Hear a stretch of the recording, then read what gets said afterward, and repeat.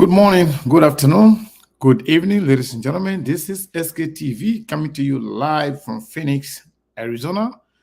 My name is Sekou Kenneth. Today is another day, another big day. Monday, November 6th, 2023. We are getting very close and closer to the election, the runoff elections in Liberia. The runoff going to be on the 14th of November 2023. Today is the 6th. So it means that we have about 8 days to the runoff election. We want to encourage each and every one of you to hear the show. The politics is getting very, very interesting. It's getting juicy. We are actually enjoying what is going on right now. And I don't know about you, but I'm enjoying, I'm loving it. The politics is getting serious.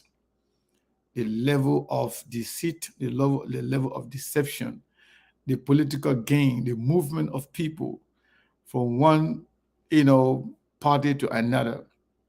We predicted all of these things to you. We told you that the politics are going to get serious, that you're going to see a lot of movement.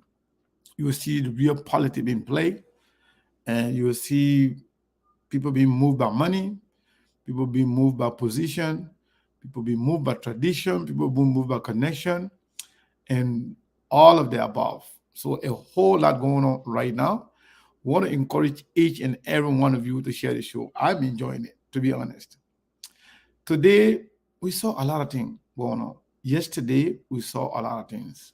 So a whole lot going on right now. And the question is, who is actually winning? Who is actually winning? Because about 8 days to the election, you are seeing a lot of movement here and there, attack, counter-attack, allegation, counter-allegation, and everything going on. A whole lot going on. So I want to encourage all of you to share the show. Yesterday, we saw a group of people calling themselves, I don't know, it's a National Muslim Union, endorsing President. We are in Jacob time. And today we are seeing Amara Kone, Toga McIntosh endorsing Vice President Joseph Nima Boakai. And we saw a whole lot of things being displayed today by Henry Costa about the former vice president. The political field is noisy. It's noisy beyond expectation. But again, it is good. It is very good. I want to encourage all of you to share the show. We will talk about them. We will talk about it. We will talk about who is actually winning. We will talk about the messaging. And we'll also discuss some part of what actually we saw today from Henry Costa, what it means for former Vice President Joseph Mabuakai, what will be the impact of those things, if any, in the elections, but what it means, in fact, beyond the election, in terms of credibility, in terms of integrity, in terms of value and principle, what it means during the election and beyond the elections. What does this say about the character of Joseph Nima Boakai? Is this actually a mere character assassination that will impact the election, or this goes beyond the elections? Who is this man? What about the legacy? The idea of who to associate with, the idea who to consider your friend, your buddy, who you can confide in, and also the responsibility, how responsible, how physical responsible you are. How do you process things? Who are your friends? Who do you work with? And what do you do? Who can you trust? A whole lot going on. A whole lot going on, to be honest. But I want to encourage all of you to share the show, because I saw a whole lot. I don't know about you, but I saw a lot from yesterday to today. From yesterday to today, we have seen a lot. I want to encourage you to share the show. This is very, very, very important. Share the show, please.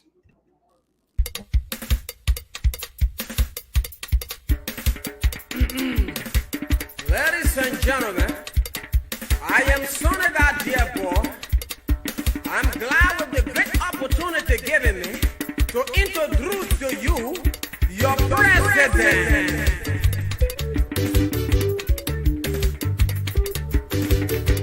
Babu want to become president. Mosquito want to become president. Poppy Dossa want to become president. Crazy man you see want to become president. Mr. Credit want to become president. Mr. Lala man want to become president. President you will see you. Mr. Roro want to become president. Go. Now how the president business will be? We suffering for some more. Mr. Lala want to become president. President you see want to become president. Mr. Become president. It can't be one angry. Let me tell you something. When they want to become president with Lala, they will come and say, as the president of the Republic of Liberia, I thank you people for introducing me as a president. The power invested in me as a president of the Republic of Liberia. I want to make sure I will bring the rest price down. Yeah. I'm going to pull all the fee of price down. I'm going to bring the gasoline price down. Yeah. Kalolo want to become president. You know he say again, you want to tell me say president wait? Tell money it a become president? Trust take up become president? And now he say, Liberia will for you. When they be president to them, they will stand and say, I'm Mason. I will bring down Moldova and bear you new Moldova. I'm going to make sure I'm not going to see the government money. I'm going to make sure 7-7 get their back pay. I'm the president going to make sure that the AFL going to be paid in 2 weeks. I'm going to make sure the student going to get 12 buses. I'm going to make sure for the little children they say, I'm going to buy two plastic bags for them to poo-poo inside. Yeah. Babu, you see, want to become president.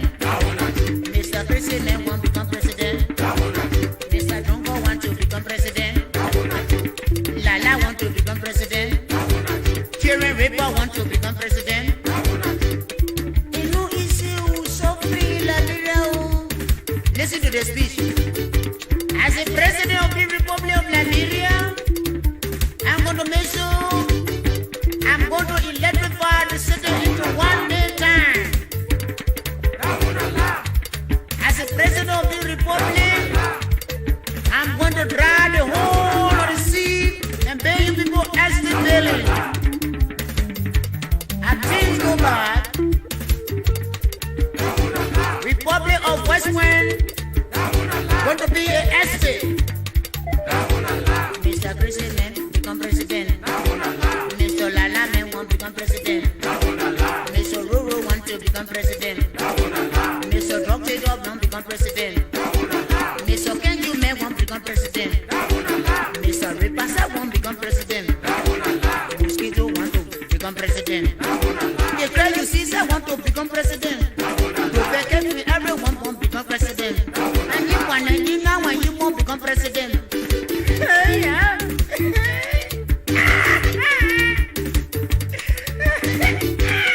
President, yo.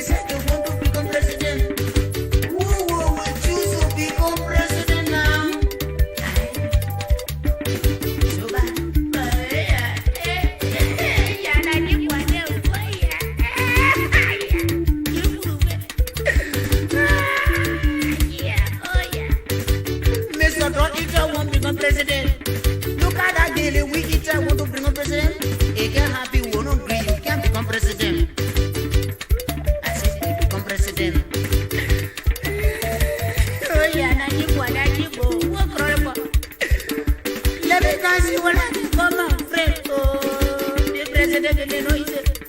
Sonega. Sonega. Ojubo sonega. Ekao. Kasi son for me. Where you at? Sonega. Please come let we see them will become president. Rutini, don't cry by here. The president said, "Been in a war my ear." Me, I got one question to how will be president? But wait now, how can you become president? Nobody know you. How you become president? How will you become president? Hey, free folk man now want to become president. All the self jack they won't become president. You gap in here, then you won't become president. Nobody know you, then you say you won't become president. Nobody can say infinity here, you won't become president. My brother, you can't become president. Taking as Apollo, you come to Liberia, you say you won't become president. No, you can't become president. You don't even have how you become president. You don't even know your dollar, you won't become president. You cannot even speak your own tongue, you won't become president. I don't know why you get ready to say you won't become president. Nobody even know you, you won't become president. Nobody share money, eat your want to become president. Okay, wait, plenty of people become president. Who want to become president? The Chapo people want to become president. Buka men, they want to become president. Swaggy, people, they want to become president. It can't happen, you can't become president. All the camping men, let me see your hand up. You raise your hands says up. Look at that thing, I man won't be president. Kokobo won't become president. You can't agree, you can't be. All right, folks, I want to say thank you to all of you. For those of you that share the show, I want to say thank you to all of you for being here. It's very interesting that we are here. I think the political actors, the players, they really wanted us to be here. They like where we are. But we don't know how the Liberian people are thinking. What I can tell you, that is getting interesting by the day, by the minute. A whole lot going on. The video I just show you right now. I'm going to play that video. Then we can talk about it. We have a lot to cover today. Yesterday, we saw President Weah going to Jacobtown, District Number 2, Mansourado County, where he was endorsed by a group called, I don't know, it's Muslim Union or National Muslim Union, some group, and predominantly Mandingo and Muslims and other people from different religious, from different tribe that were also Muslim. I think it was a little bit crowded, but what it says, it means that the whole election thing, the heat is on. It's going to be competitive, in my opinion. But my message to the political neophytes, those political rookies, the emotional driven politicians or so-called advocates who easily can get into their feelings and attack everybody or insult everybody who disagree with them. I'm telling you, you got to be very careful. Do not brand preachers with everybody. Speak to the issue. Whoever got mad at you for speaking to the issue, fine. But don't cross speech from friends, family, relative, for politicians. They are all game players. Mr. Dr. Toga McIntosh, that is endorsing Joseph Boakai today, was one of the key advisors of Alexander Cummings. Toga McIntosh. In fact, when Joseph Boakai went to meet, with Cummings, he was there. When Joria went to meet with Cummings, he was there. He was one of the closest advisor to Cummings. He's today endorsing Joseph Boakai. That's politics. Yesterday, Brandon Samuka was in the church. According to them, based on the invitation from President Weah. But today he is at the endorsement ceremony with Joseph Boakai. They are politicians. You have to be very, very careful who to trust and how far you can go with your politics. Do not burn bridges. Nobody could have imagined that Toga McIntosh will be actually endorsing Joseph Boakai today. But I'm getting a feeling that this election is not the way we think. If this election is free, fair, and transparent, it's not going to be easy. It's not going to be easy. For people who supporting Joseph Boakai and the Unity Party that think that they can win this election easily, you must be dreaming.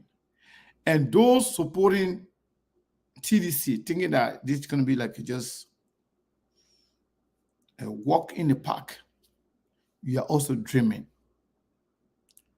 You have to earn it. You have to earn it. And what I can assure all of you is that people have to be very, very, very careful. You got to be very, very careful. If you think you have it, no, you don't have it. Not yet. A lot of movement going on. And a lot of game being played here. Political game. And the game that is being played is not for children. It's not for the political rookies. It's not for the political neophytes. People that know nothing about politics, that are emotionally driven, it's not for them. This is getting serious. The serious part is coming. We told you the other day when the results were being announced, we told you that it's just getting started. We told you. And we told you here that this election, imagine, Unity Party people are happy today for Dr. Toga McIntosh. In fact, this man was not only the closest advisor to Mr. Cummings, but all the trip Mr. Cummings took to Grand Bassa County to go Nyambly father, and to meet the people of Grand Bassa County, all the people, he was part of it. Decision making, what to do, he was part of it. And those, we told you we know the names of those who wanted Mr. Cummings to support Boakai. We have the list of those who wanted Mr. Cummings to support George Weah. But because he cannot show himself, and some of the ones that already openly have endorsed one party or the other, we are free to call their name, but it was now our intention to actually expose the way people voted or the way people were, persuading Mr. Cummings to take in one way or the other. But the funny thing is, Unity Party people, like the little ones, the one that I call it the chicken brain, the one that actually know nothing, they don't understand politics, that have been saying, oh, Mr. Cummings, 1%, it means nothing, it's not relevant. Mr. Cummings is a advisor. It's been just a advisor from Mr. Cummings. He's been celebrated today at the Unity Party headquarters. for supporting. Mr. McIntosh is not coming with any amount of vote. But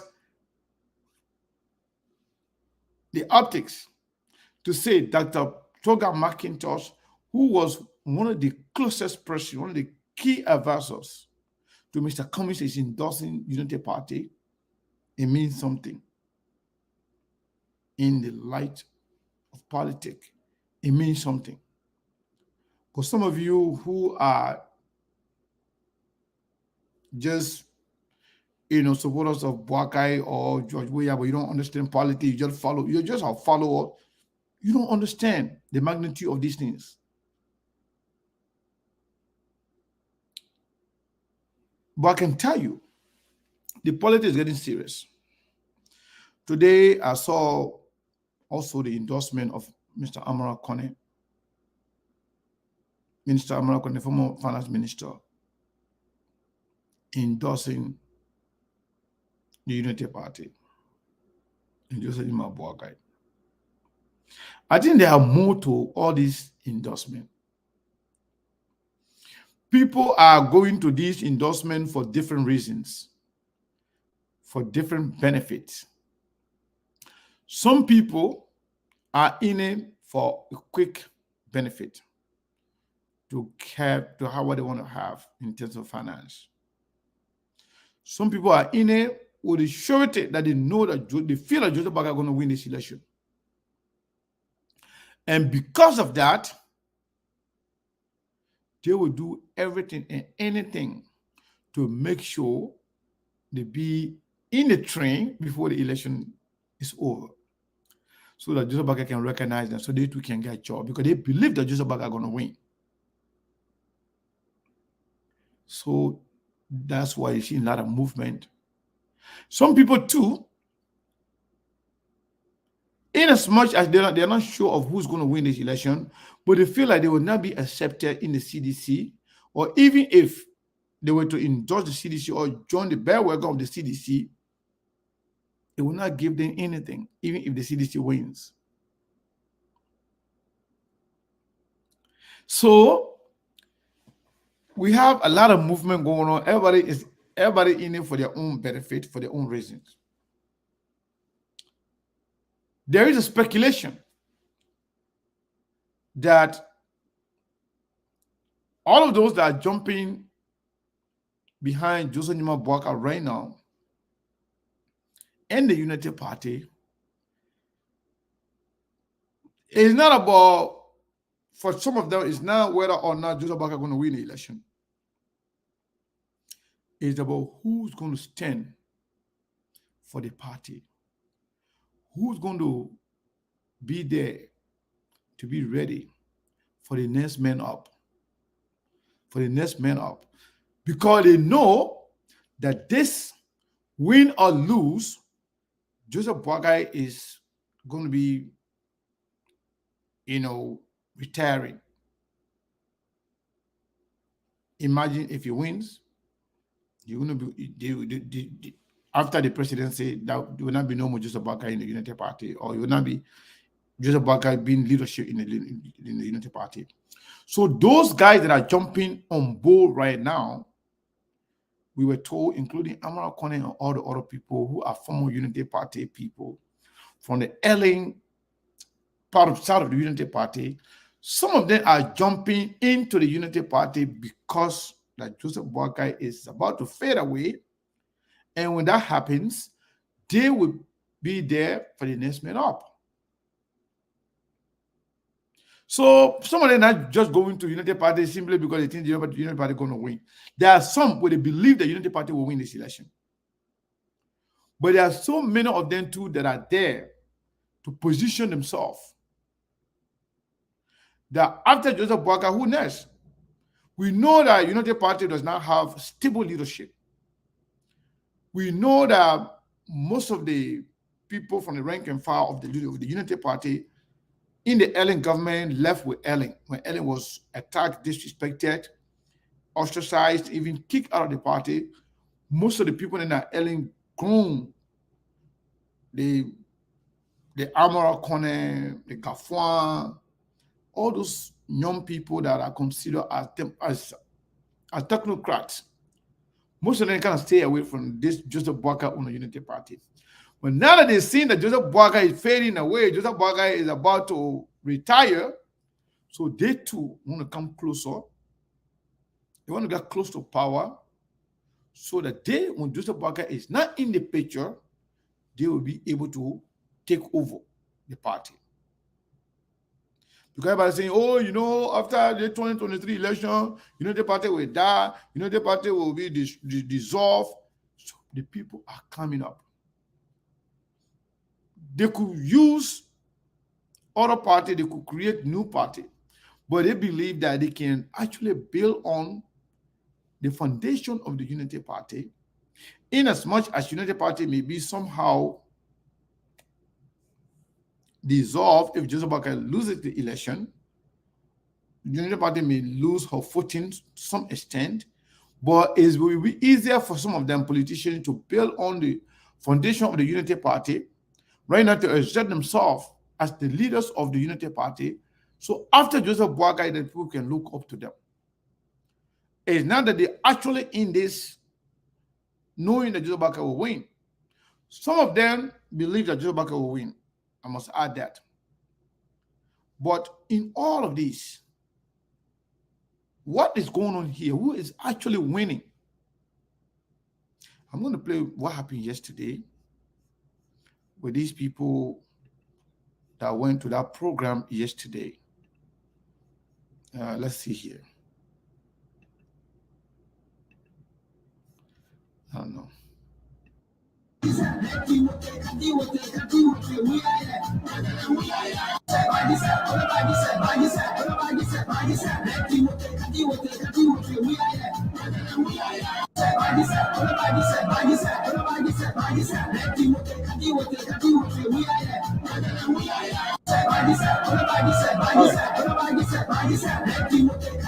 So this was the event yesterday by those people that organized the first endorsement of President Weah by the other part of ACO. And some people too who were not actually members of ACO, but they are Mandingo and Muslim, that did not agree with that endorsement of by ACO with Lusoni Kamara, they too were there. This is Kalasco right here with Musa Sharif. Musa Sharif originally was with ACO, but because Musa Sharif was not chosen to be the candidate for the district, number two, he reorganized his own party. But they collectively went here.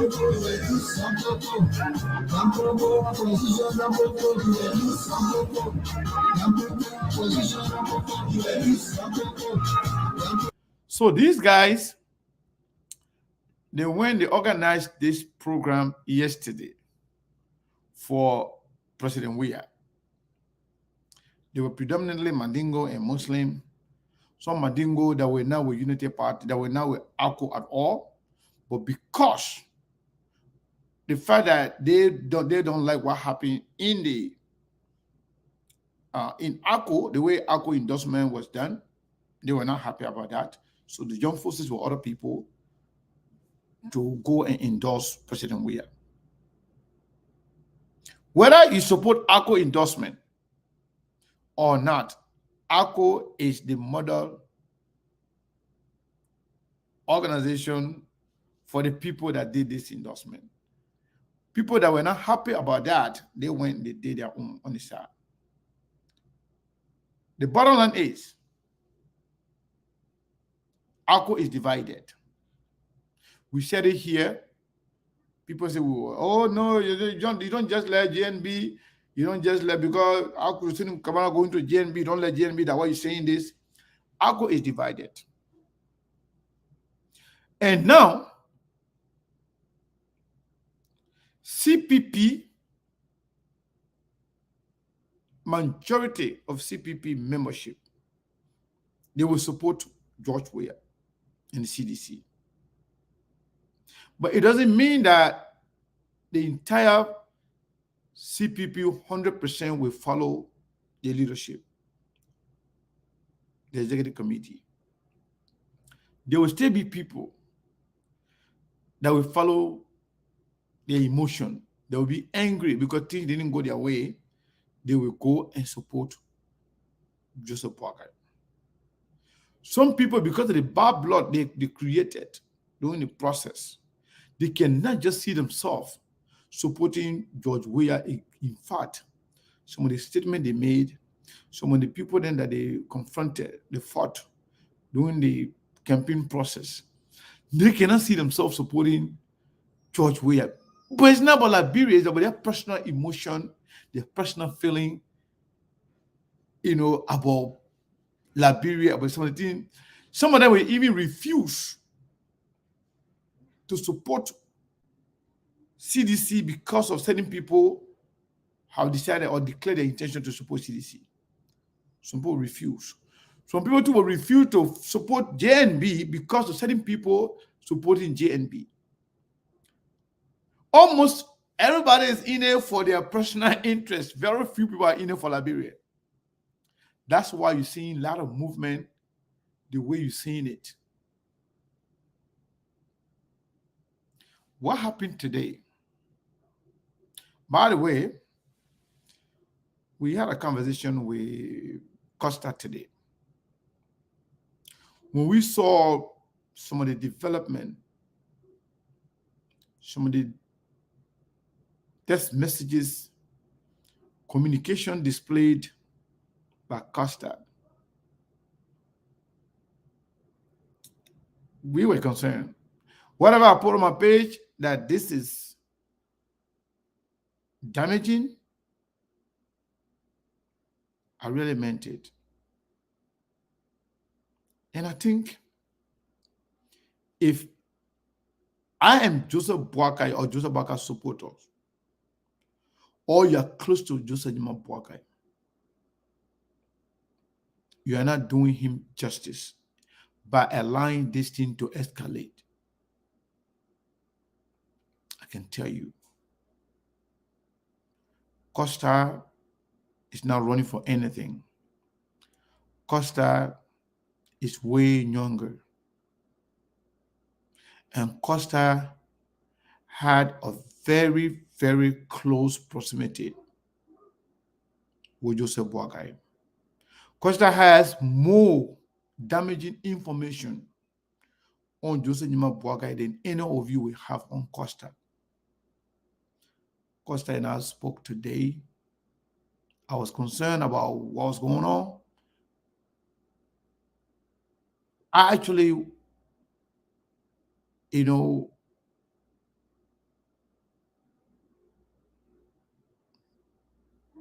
does? 1 second. Saros? Yeah, Mr. Khan, no lie. Oh. All right.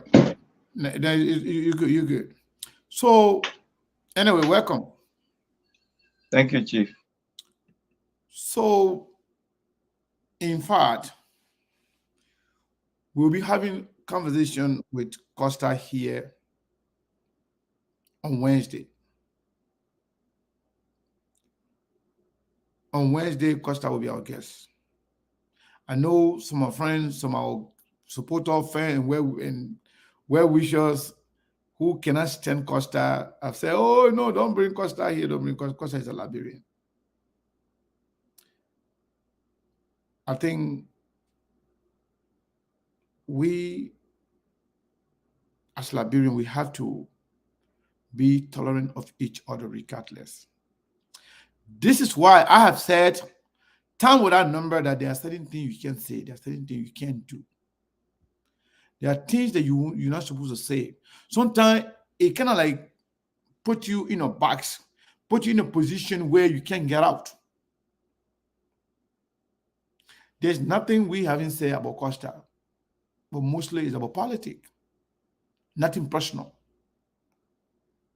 We got nothing personal against Costa. I have openly advised Costa on this platform.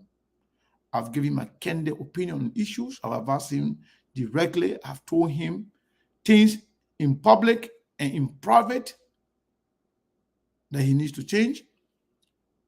But we're not enemy. George Weah is the president of Liberia. We have said a lot of things. We have criticized him on so many occasions. But even President Weah said today, I want to come on SKTV to come talk. We welcome him. We have extended invitation to Prince Johnson in the past. He refused. So let's accommodate each other. Let's welcome everybody. Let's be one Liberian, regardless. As a matter of fact, we shouldn't have barrier among ourselves. When people, when they lie, we call them out. When they steal, we call them out. When they are corrupt, we call them out. We don't call a speech. The same people that were campaigning, advising commies how to defeat Joseph Boakai and George Weah are the one today getting closer to George Weah and Joseph Boakai.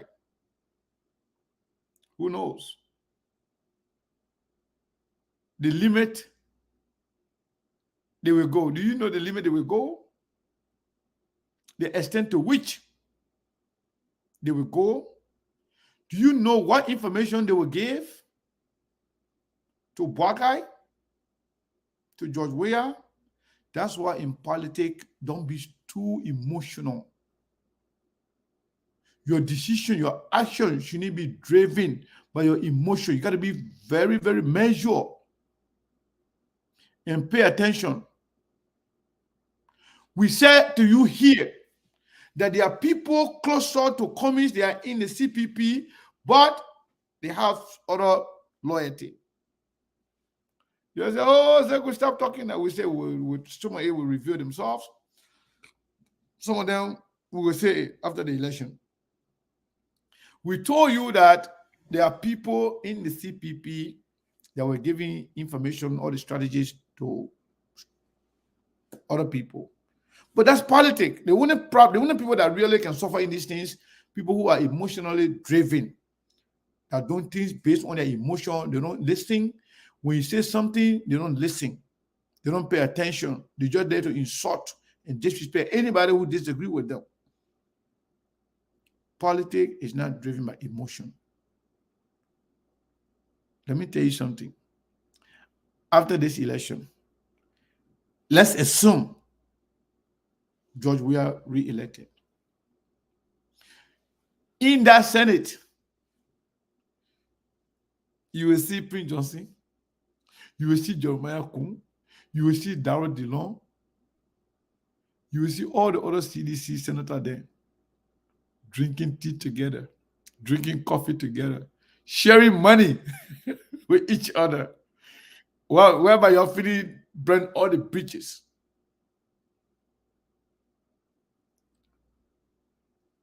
Politics don't go by emotion. But again, Saros is here, Brazilian monk is here. I know a lot of you are here today. I want to welcome all of you. I want to encourage you to share the show.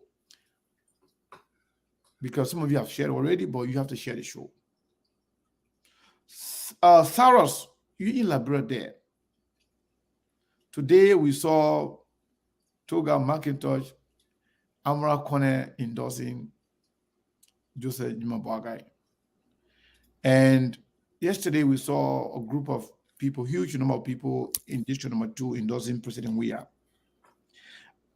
Are we seeing momentum shift or things stay looking in President Weah way, or Joseph Boakai taking over the momentum based on some of the endorsements that we saw today? And the party people are very good propaganda. I mean, is there any momentum shift right now in Liberia?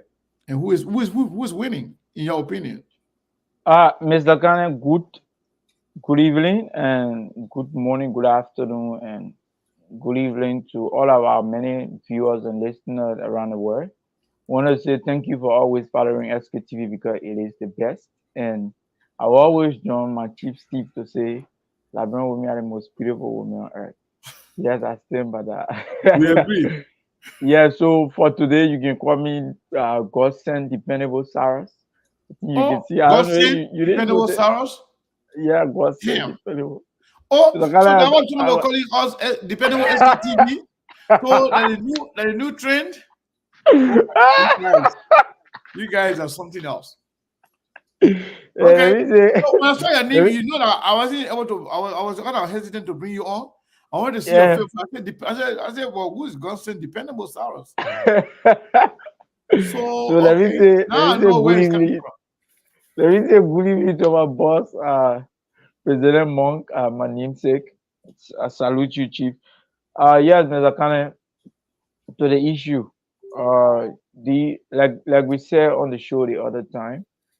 Uh, After the CPP endorsement, there will be no other endorsement to take that momentum like the CPP endorsement. I didn't even know that Kamala Khan were endorsing people. Imagine, but there were two endorsements I was aware of. The president, that is the ACO chapter, Mhm. that in Margibi, they endorse George Weah, who is the president of the Republic of Liberia, that is President Weah, and American endorsement with Ambassador Boaka.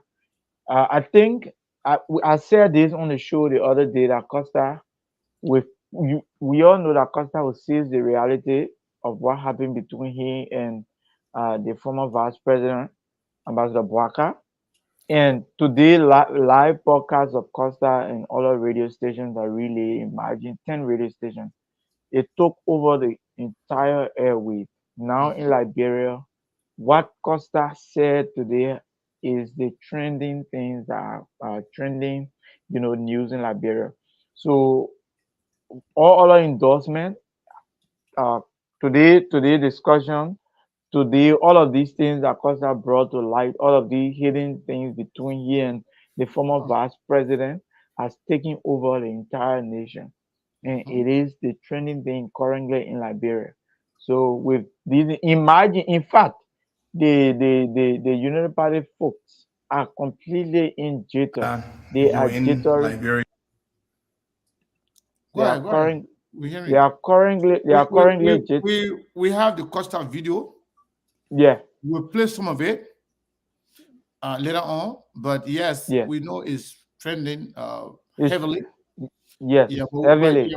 but we'll play some of it today, He and has then we'll taken. play He we'll has play some of the video too from the endorsement of Joseph Nima Boakai right. by Dr. Toga McIntosh and Amara Kone.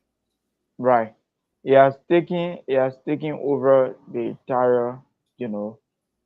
He has taken over the entire country, and that endorsement by Mr. Toga, that is Dr. Toga McIntosh.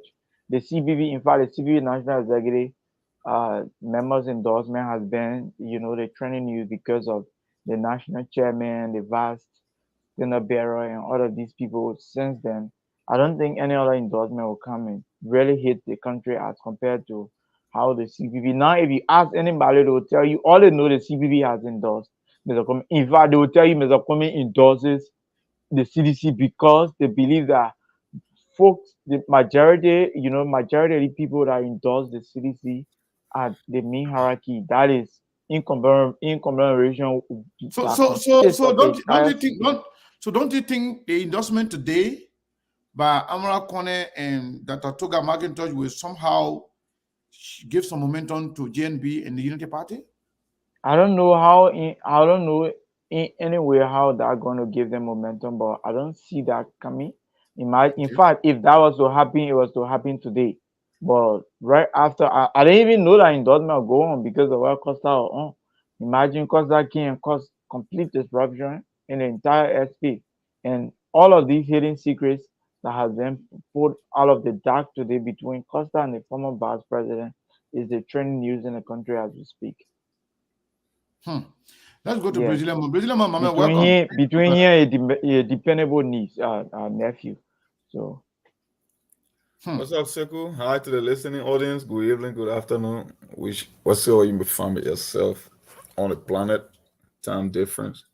We just adjusted our time here 1 hour backward for daylight saving. So, uh, well, There's SKTV, there's where we bring the news, there's where we bring the issues unbiased. And everything that is happening, I keep saying it on this show, is like a replay to people that have open mind. Because everything that is happening in the landscape is what unfolding before your very own eyes. They were said here before, they were breaking news on this platform. So there is nothing new from Costa. If you come to SKT with an open mind to get reliable information and the truth, you will be watching this movie for the second time. You're almost like you're a kid. And you know, like your friends are rushing to the video club and only to find that the movie they are going to watch that's something you have witnessed already. That's just where it is. We say this thing, we make this prediction. You know, when I say 90 to 95% of everything that was predicted on this show, on this platform, came to reality, people say, oh, but you guys were the one that were telling Mr. Cummings, oh, how he was going to win. I said, but still, SKTV is not wrong because if the elections are rigged, then it means that our analysis is still on track because you're not getting a real number. We're talking about free, fair, and credible election. So, Absolutely. so even if the numbers never came out that we projected, it's still right because the election itself was fraudulent and we never anticipated that it was going to be in such a manner. That's just where it is. So everything other than that. You see, Henry Costa, I told people Henry Costa understands something called subtraction by addition. Henry Costa never came into this politics at this crucial time to win over United Party supporter or people who consider themselves to be independent. Henry Costa is only telling people that never supported Joseph Boaga, whether you for Appleton, whether you for Alexander Cummings, whether you for Tewan Gonglo, that will never vote for Joseph Boaga. And that will be a win for George Weah. You know, Henry Costa teased United Party a little bit. But the case that Henry Costa made today is like telling the Liberian people that Joseph Boaga is a unrepentant criminal. I used to reserve that word, but the revelation, the text messages, the exchange, the intent, you know, they got something they call active listening. When you learn active listening, it's not only about hearing words. Active listening go beyond hearing just words. It show you emotions, it show you intent, even though you're saying text or words, but that's why it goes to show you. When you hear an elder statement talking about Costa, you bore my ear, but you never put earrings on my ear. Yeah. What it tells you for men with credibility. You know, it just says that apart from making better decisions, Joseph Boaga, this is his operating procedure. It's something that he has been doing for long. It reminded me when George Weah scammed the late Councillor Bronskin in the same Ghana. When that deal fell, I'm talking about, I think it was in 2011. It was just a repeat that Joseph Boaga did, accepting money behind the scene with no intention of following up on your promise. And you want to use somebody like a cash cow to milk them. That's the worst form of corruption. Look, Sekou, I used to reserve the right. You know, in 2011, most of us, when we supported Mr. Cummings, we gravitated to Georgia, to Joseph Boaka naturally because we thought it was the right thing to do. You know, we were like, you know what? We're not a fan of this old man, but from a moral standpoint, it will make sense to support him. But now, Joseph Boaga presidency to me is riskier than a Georgia presidency. That's why I believe individually at this critical moment in time. That's why I believe.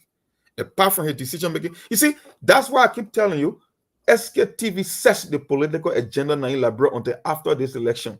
You saw the scenario we played with the Prince Johnson. It was the same thing that Costa said today, yesterday in a different way.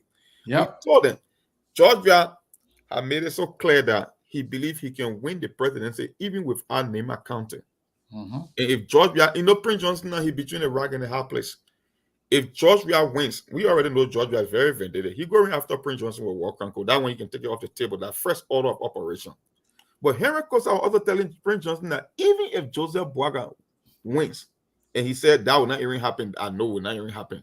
Still, Prince Johnson, he just one whisker away from telling you overstate. So there is no winning side in this fight for you. You are a loser. And if George Weah wins, you can take it to the bench. But Sekou, our people sign up for this. One time I made a post. I said, the Liberian people choose two parts of trash. They can go and just pick one in the end because they are not better. And every time Henry Costa dropped these nuggets with his revelation, it just gets worse and worse and worse. And the person who I always blame this thing is Alexander Cummings. He was not only backstab, he was played. You cannot be in a political fight. Politics is a dead game, it's a confrontational sport. And someone hold a fake reputation of being someone with integrity that play you all the time, that milk you out of cash with no intent. and you just let him to walk scot-free in an election. My brother, if I'm going down, I'm taking some people with me. And here, yeah. And here goes that something that kind of really shocked me today. It was about the 45,000 revelation. Yes. That the same Mr. Cummings, Mr. Cummings gave. If this cannot be debunked by Joseph Nyamakwakai and his people, why is it that Mr. Cummings, it missed everything that happened, everything that they did to him, even if he couldn't have said it directly, why couldn't he at least share this thing? Share this thing with somebody. Somebody want to damage you, why don't you damage them too? Yeah. It's not about damage. Somebody who play calm, who kind of like try to, like use a BM in this way. I would call it like a BM behavior. Try to like, take money from you in a manner and then they not live by the promise. And even who really pay 50,000 to somebody just to have a meeting with you. Have a meeting with no intent of 50,000 and then coming by again asking for another 300,000? That's being. And then he asking for 300,000. But how come the community did not tell all about these things? About these things. Why? Honestly speaking, I intend to find out. And I will find out. Yep. That particular part. Not every other thing in the text messages. Because the thing in the text message, I believe those two 100%. But the one thing that was said by Costa, just by saying it, I would dig deeper. Sekou, you got some facts. The first revelation that Costa came with that just before the first round, when he had that press conference, right? Or that press statement. I just listened to the guy carefully. I was like, everything that the guy is saying is the truth. But you know what Unity Party people did? They took out that 30 million because they look at Henry Costa character and be like, okay, it was the only snippet or soundbite that it took from 35 minutes of revelation. So I was like, you know what? This stuff don't make any sense. Why can you not debunk everything that the guy is saying, the accusation? But the only thing you want to take out from here is 30 million because we know Henry Costa love money. He only 30 million to us. Okay, but what happened to the remaining 34% of the interview? The press conference, the statement that he released. And this guy is coming for the second time. So it means he got more debt, and everything that the guy is saying is the truth. Like I said, I don't know. From what I heard today, if Mr. Cummings decide to run for president in the future, I don't know the chance of me supporting him. I don't think I can. Because when I'm going to war, I'm going to war. I'm not going to play military research in a war game. You can't take a knife in a gun battle. Yeah, you don't take a knife to a gunfight. That's exactly what he did. When people invest their time and resources in you and go to a fight, even if you are going down, my brother, go down with a fight. You don't go like a cow. You don't play nice guy. You see, Sekou, they get something they call somebody in politics. There are certain accusations I can lever against you in politics, and people will believe that they are just for political purposes. But when I'm attacking your person, when I'm going deep to the water to affect you individually, that is beyond politics. And I watch Joseph Baga did the comment. And Costa but let put comments aside though. Yes. Why former vice president kind of belittle himself, took himself down to that level, to the extent where he was depending on Costa almost for everything? Yes, I really don't know. I don't know what kind of agreement they had between the both of them. But the bigger thing from those revelations was, if this man is giving state resources, let's assume Joseph Baga is president and investor, he will breed this. It will be like the Ebomath and the Eaton deal. Because if he's just greedy for little, for pennies on a dollar, for $1,000 a year, $3,000 a year, that he got to get Lutheran pastor money, he go into 3 counties along the border. If this man is giving the mantra of authority to preside over the state resources, do you know what it tells me that he could do? Like I said, at this time, Sekou, I used to have a higher regard for the old man. This man is riskier than George. I don't know where you look it up. That's just why it is. His decision making are bad. The money deal, I mean, for a man, look, you know the one that can confuse me the most, like the late Bronskin used to say. He said Joseph Boakai is the highest paid vice president in the history of Liberia. No other vice president of it have received more money than Joseph Boakai. You telling me you come into the United States, you want even a stamping, a stamping that Teves will take money in brown envelope and take to you, Mr. President, Mr. Vice President? You President, and you want to serving be a president. government you serving a government that was well held and acclaimed by the international community. Money was never your problem. You had all the support. You telling me after 12 years in office, you couldn't even put 5 or 10% of the proceeds you get from government to finance your own daily activities and operation, whether you're traveling, whether it's hotel, you want for a Costa. And these are the people that keep calling Henry Costa a criminal.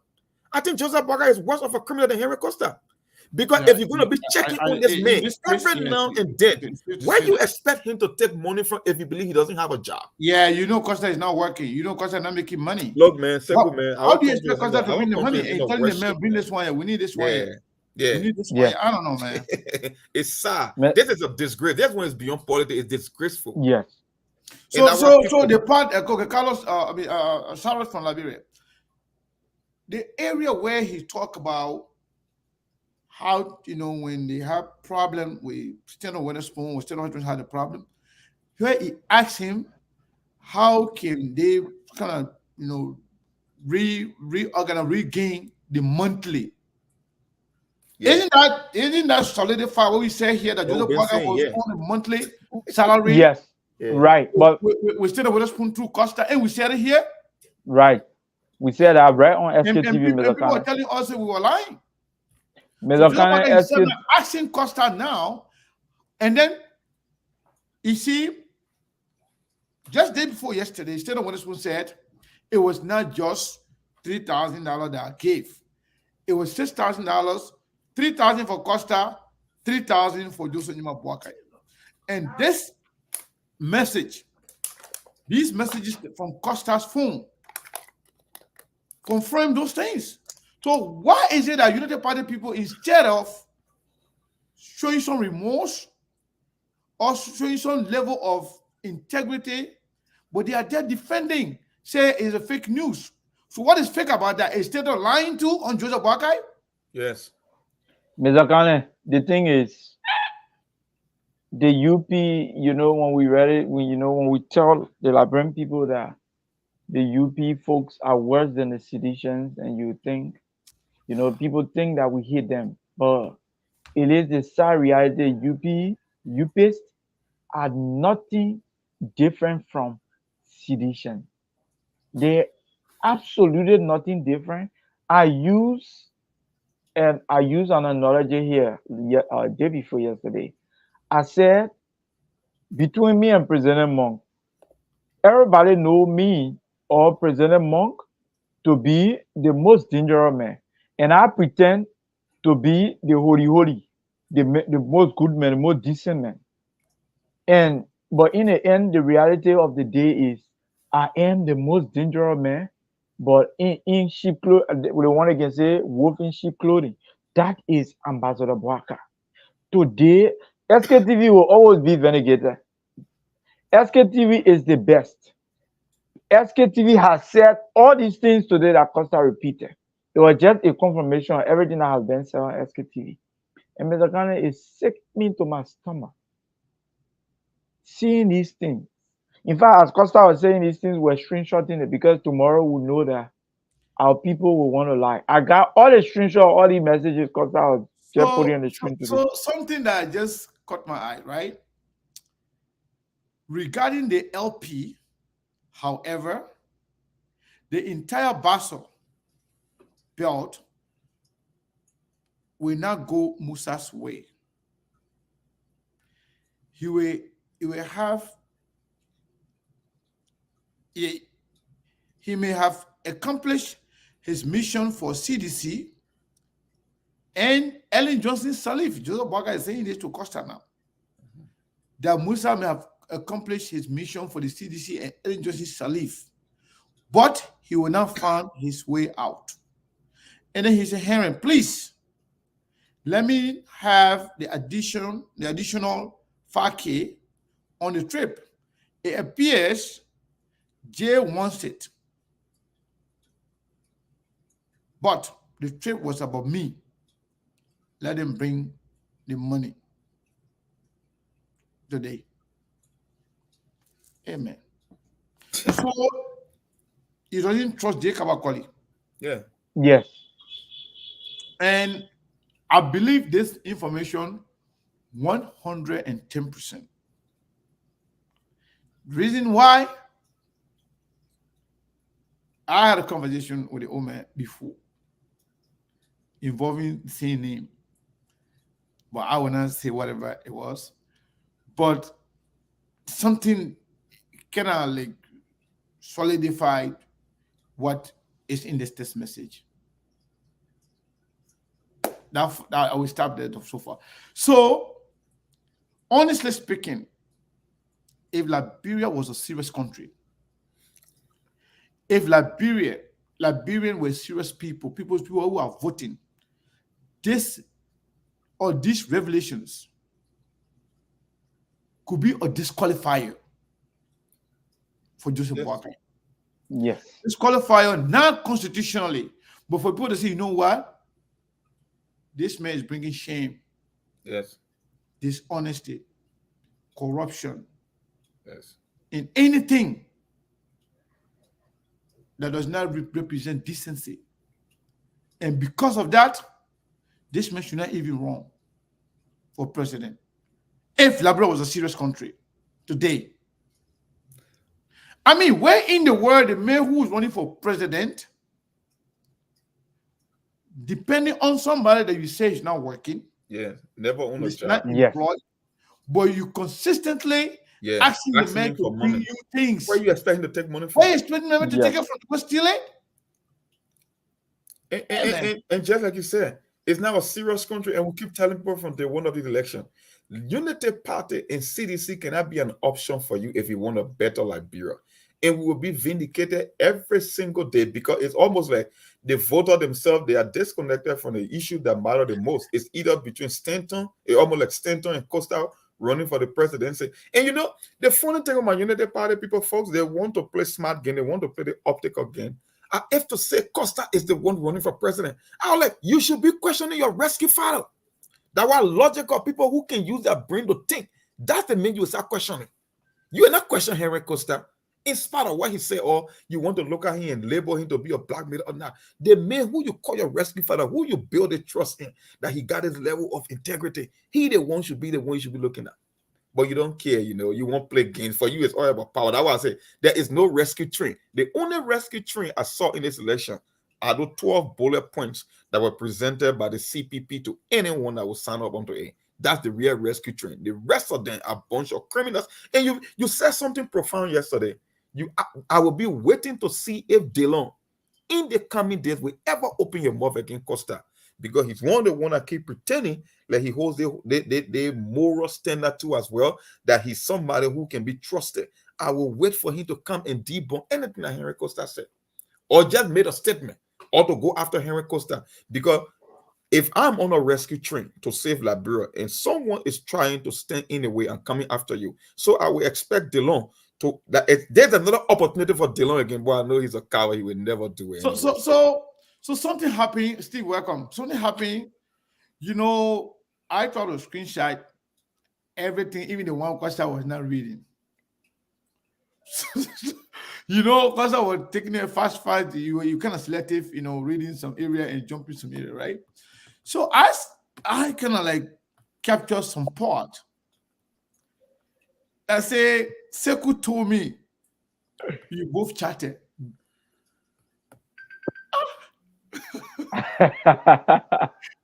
Yeah, I was saying it to you. Right here. That part saying, Seku told me you both chatted, but Papa did not respond to that. Papa only said, nephew, you think I could have my monthly before I leave, so I leave my staff happy. Yeah. Even to now, not to make him say happy, but even his staff us. He want a monthly staff pay. He wanted to be intact. Can you imagine that, Seku? Yeah, he said, can I have my monthly before I leave, so I can make my staff happy? That was done October 27, 2021. So when you said Seku told me you both chatted, well, Costa the one asking now. I don't know who Seku. I don't think I'm going to Seku. But whatever it is, I capture a lot, a whole lot that Costa did not read. A whole lot. But Steve, welcome. Thank you, Mr. Kane. So As where are we? always, Where are we? as So always, anyway, Steve, let me before you come in, let me say something to you. I always stop you. You always used to say the pape, a croak, the pape that day. I say, don't say that, don't say that. I say, don't say that.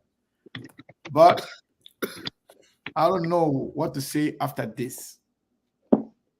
These revelations are very Yeah, man, damaging, a smooth cook. and it says a lot about the woman. But after these revelations, Toga McIntosh, Amara Kone are on the stage endorsing Joseph Boakai. Do they really care about integrity? Do they really care about corruption? Do they really care about honesty? Do they care about value? Do they really care about the country? well, Should this be Mr. concerning Kane, all of them? so let me greet our people first, and let me apologize for yesterday. I mistakenly ended the show. Um, I'm very sorry. I hit the end button without realizing it. When I realized it, we already hit the button. But it was not done purposefully, so I'm sorry. Um, I always want to acknowledge the Liberian women as the most beautiful women on earth. Mr. Kane, let me say sorry. Let me say thanks to you and Saros from Minnesota and the Saros from Liberia and the rest of the crew. Yeah, thank you so much. Let me say thank you very much. Um, First of all, the whole Costa thing is not news to us. We told you. The whole Joseph Boakai thing is not news to us. We told you.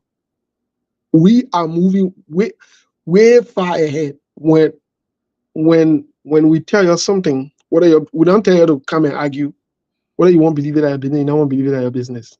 But we are far ahead. So the conversations we're having, if I may use this term, futuristic conversations. We're not having your everyday conversation there. We're telling your thing before they can happen. Even the Costa man, Jack, he confused as to how we can get some of the information there. Even the state man, he can be confused. The Joseph Boakai man, so Joe Biden know what's going on. Even President John Weah, he is can be confused about how we can get some of the information or whatever it is about what's going on behind closed door. But let me say this.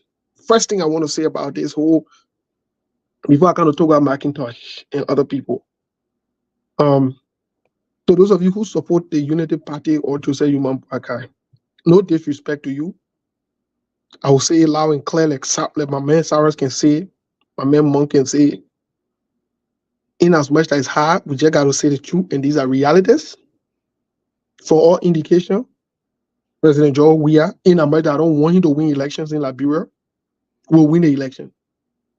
If the signs and the signals have not shown you that he will win the election, you think Bernie Samoka went to George Weah church yesterday to give his life to Jesus? That's what you think? Bernie Sanders went back to Joe Biden today again. Who lead that thing? He said he just went to the other place paying petition. Who lead that thing? So they never invited him any other time. Yeah. He never had, so he couldn't wait to meet them privately. You know why he went there and he made sure they took a picture and he made sure he was seated in public side Kimia. Do you know the implication or do you know the deal? Do you know what went on? Yes, I feel sorry for some of you, but you will cost us again. But I feel sorry, but that's a clue.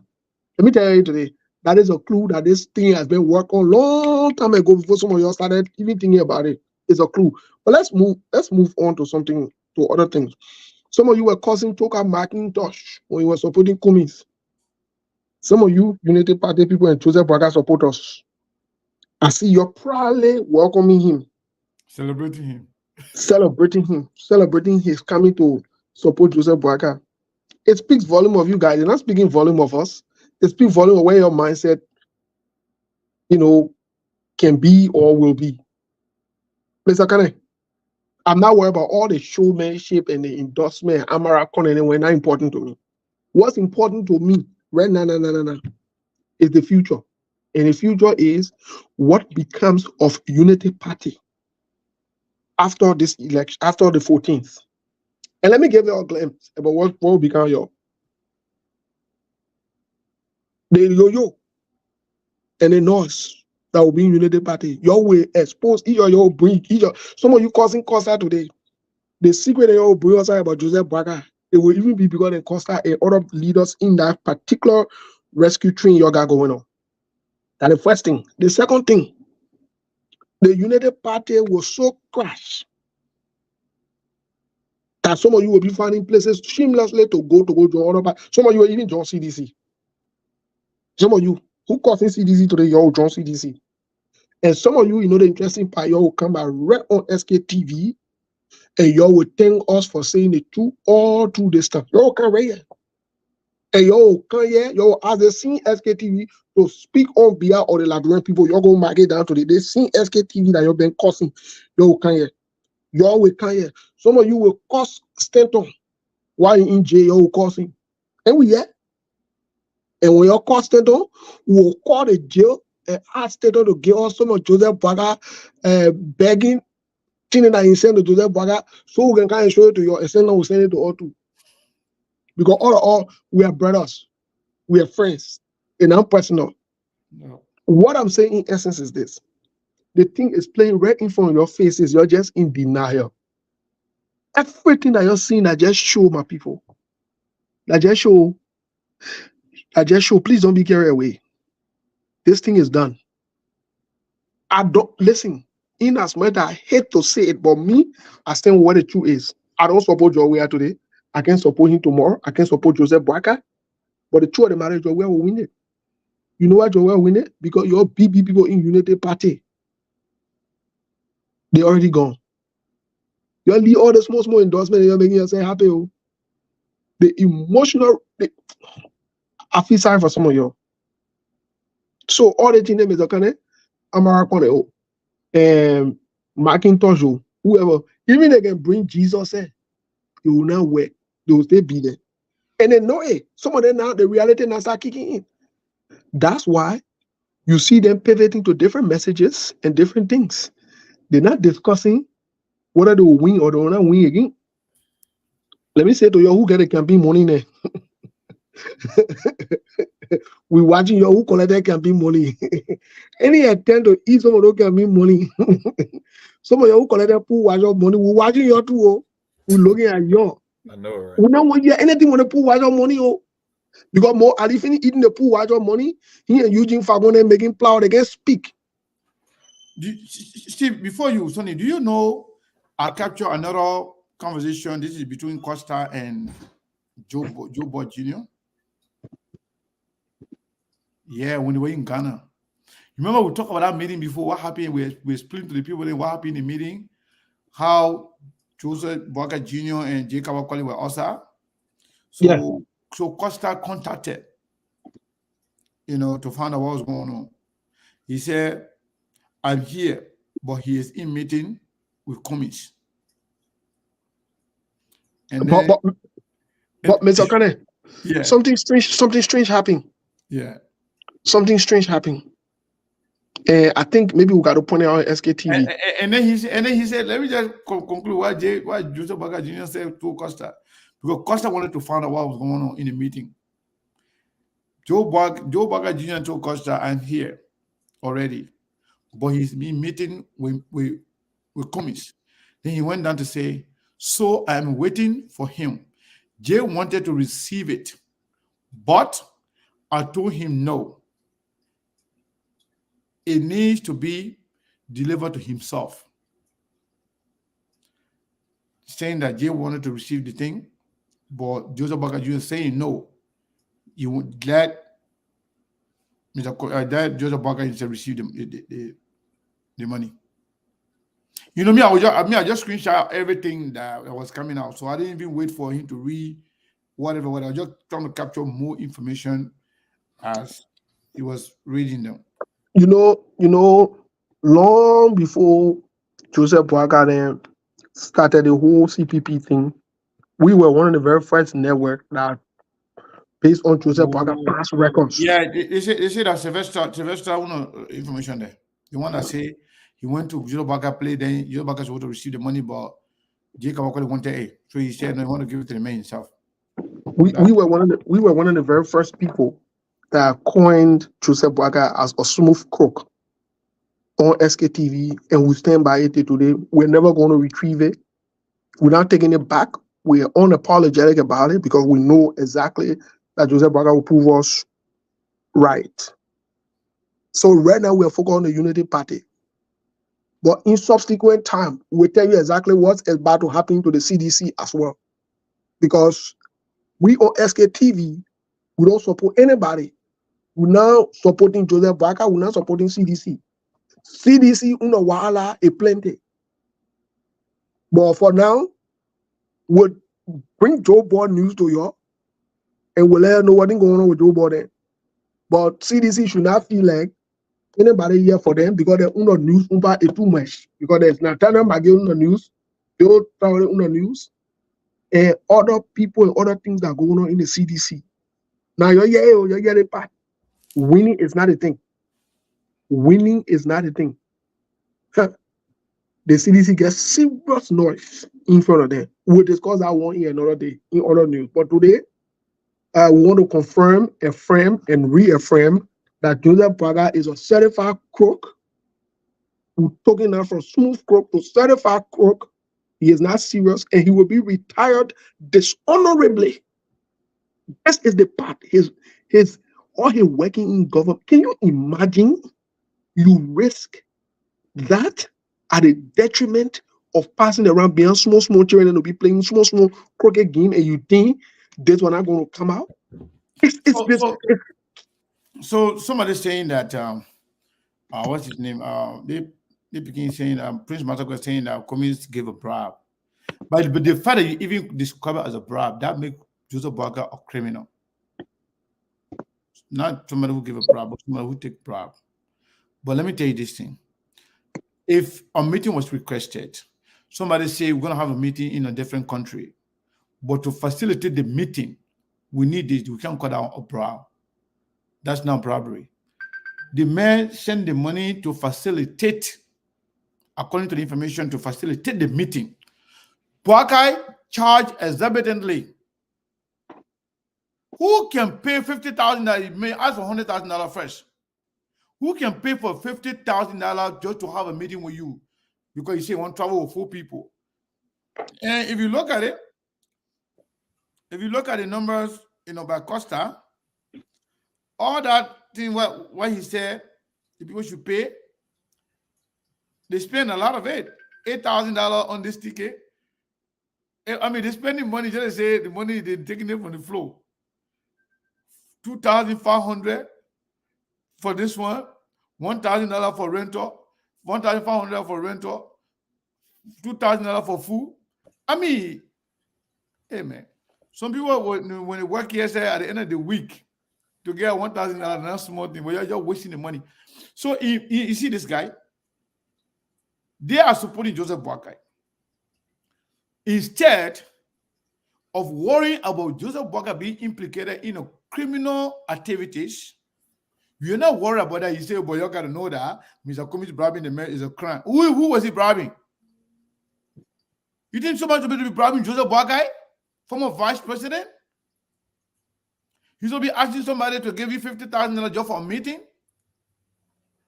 But second, why are you finding this screenshot about such a comment? If these people believe that the exchange between Stanton Witherspoon and Costa were about Costa rather than questioning Joseph Boakai, then where there is screen for you?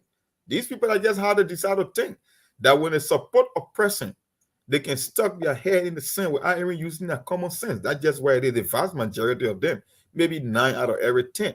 Because if you follow the exchange between Stanton Witherspoon and Henry Costa. I won't even question Henry Costa. The guys who call himself the rescue father will be the one that should be under the microscope. But unfortunately, that's just how that society operate. This is why we find ourselves in such a situation as a country. People don't know what to look out. They don't know what to watch out for in an election. That's just why it is. When they support an individual, no, their brain ceases to work. It cannot operate. That's just why it is. And it is not just an election. It's not just in this electoral process. That's just the Liberian society for you, Mr. Collins. The people believe that the abnormal thing is the normal thing, and the normal thing is the abnormal thing. They believe that so much. At this point, there is nothing you will tell the supporters of Ambassador Boaka that will seem like a truth to them or a reality to them. Until the entire process is over, you see these very people running on SK. In fact, many of them want to have the opportunity to sit on SKTV to explain themselves to the Liberian people. Mark this day, right after the election, you'll see many of them running to this SKTV to explain themselves to the Liberian people. And it is sad. Our society, our society is not even going anywhere because the people themselves are not even real to themselves. So how are they going to be real to the very people they want them to lead them? Revelation, Ambassador Boaka will be in a test message. It's not so much, but the little money be in Costa neck. Then imagine trusting this kind of man over our country economy. Why you gonna call Joe Boy Ambassador Boaka? Why you gonna call him that? Why you gonna call Joe Boy Ambassador Boaka and getting diplomatic? What ain't going on? That the man diplomatic name. They need Joseph Numa Boaka. You need that diplomatic thing. He's a crook, a common crook. Joseph Boaka is not a serial money man. He's not no serial money man. He is part of the problem of that country. He is part of it. He is a serious problem for the country as well. Joseph Boaka is not a serious man. I don't take Joseph Boaka seriously. To even be in conversation with Stanton and Costa and people where you can born to scoop yourself that kind of low and you pass around and want to tell me, say you got diplomatic, you got the other experience, you got the other experience. Now, I don't value your experience. You are a common crook. Joseph Boaka is a common crook and he needs to be called that and he needs to be treated as that. He's a common crook. Nobody should pass around being low, any kind of relevant, like, oh, and Joseph Ambassador Boaka, you're not no ambassador. He's a crook. Joseph Boaka is a crook, not a serious man. I say it and I stand by it. He is not a serious man. The same way Joe is not a serious man. Look, we are doomed. The country is doomed. The country is doomed. Completely We got a doomed. bunch of crooks. So nobody might pass there, ambassador this, ambassador that. Y'all be calling them, y'all be elevating criminal and rogues them and the crooks, calling us so-called one of the ambassador, no criminal, no crook, then I mean so called you doing bad to my people. As well say that for you, ambassador, ambassador. We ain't got no time for no ambassador. They are common crooks and they are community crooks and international crooks. Joseph Boaka is a community crook. Joseph Boaka is a community crook.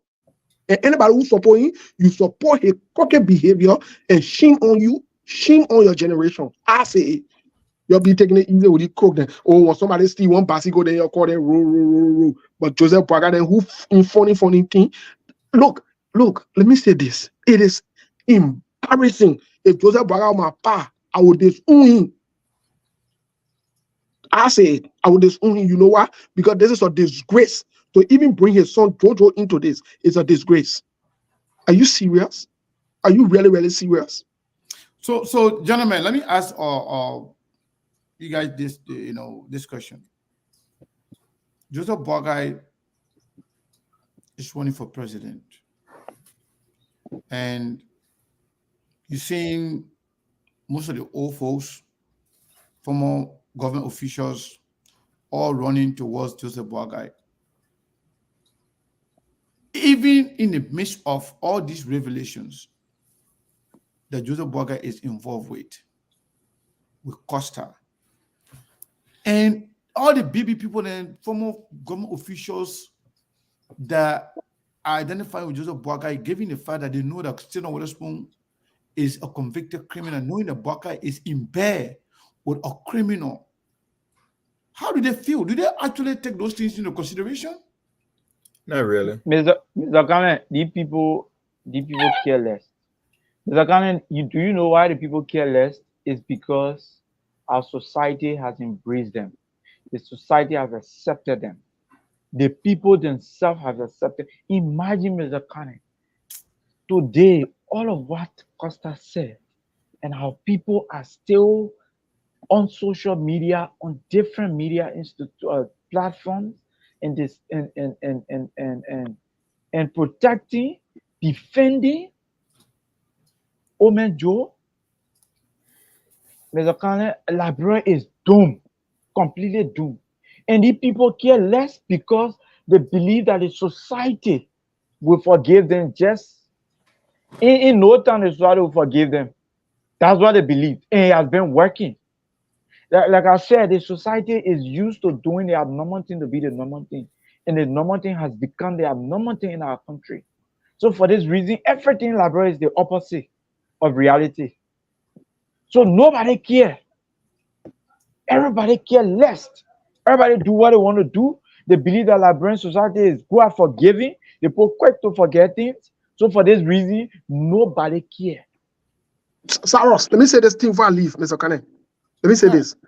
Today, Costa revealed Mr. Cummings, Joseph Boaga scammed. He and Joseph Boaga, they scammed Mr. Cummings and took 45,000. Yeah. We want to report SKTV. We reported before that Joseph Boaga's surgery for a peacemaker, Mr. Cummings gave him 30,000. We want to take that 30,000 back. In fact, the total amount is 70,000 United States dollars. That's what we're giving to Joseph. I challenge Joe Boy to deny it. I challenge anybody from Joseph Boaga can deny it.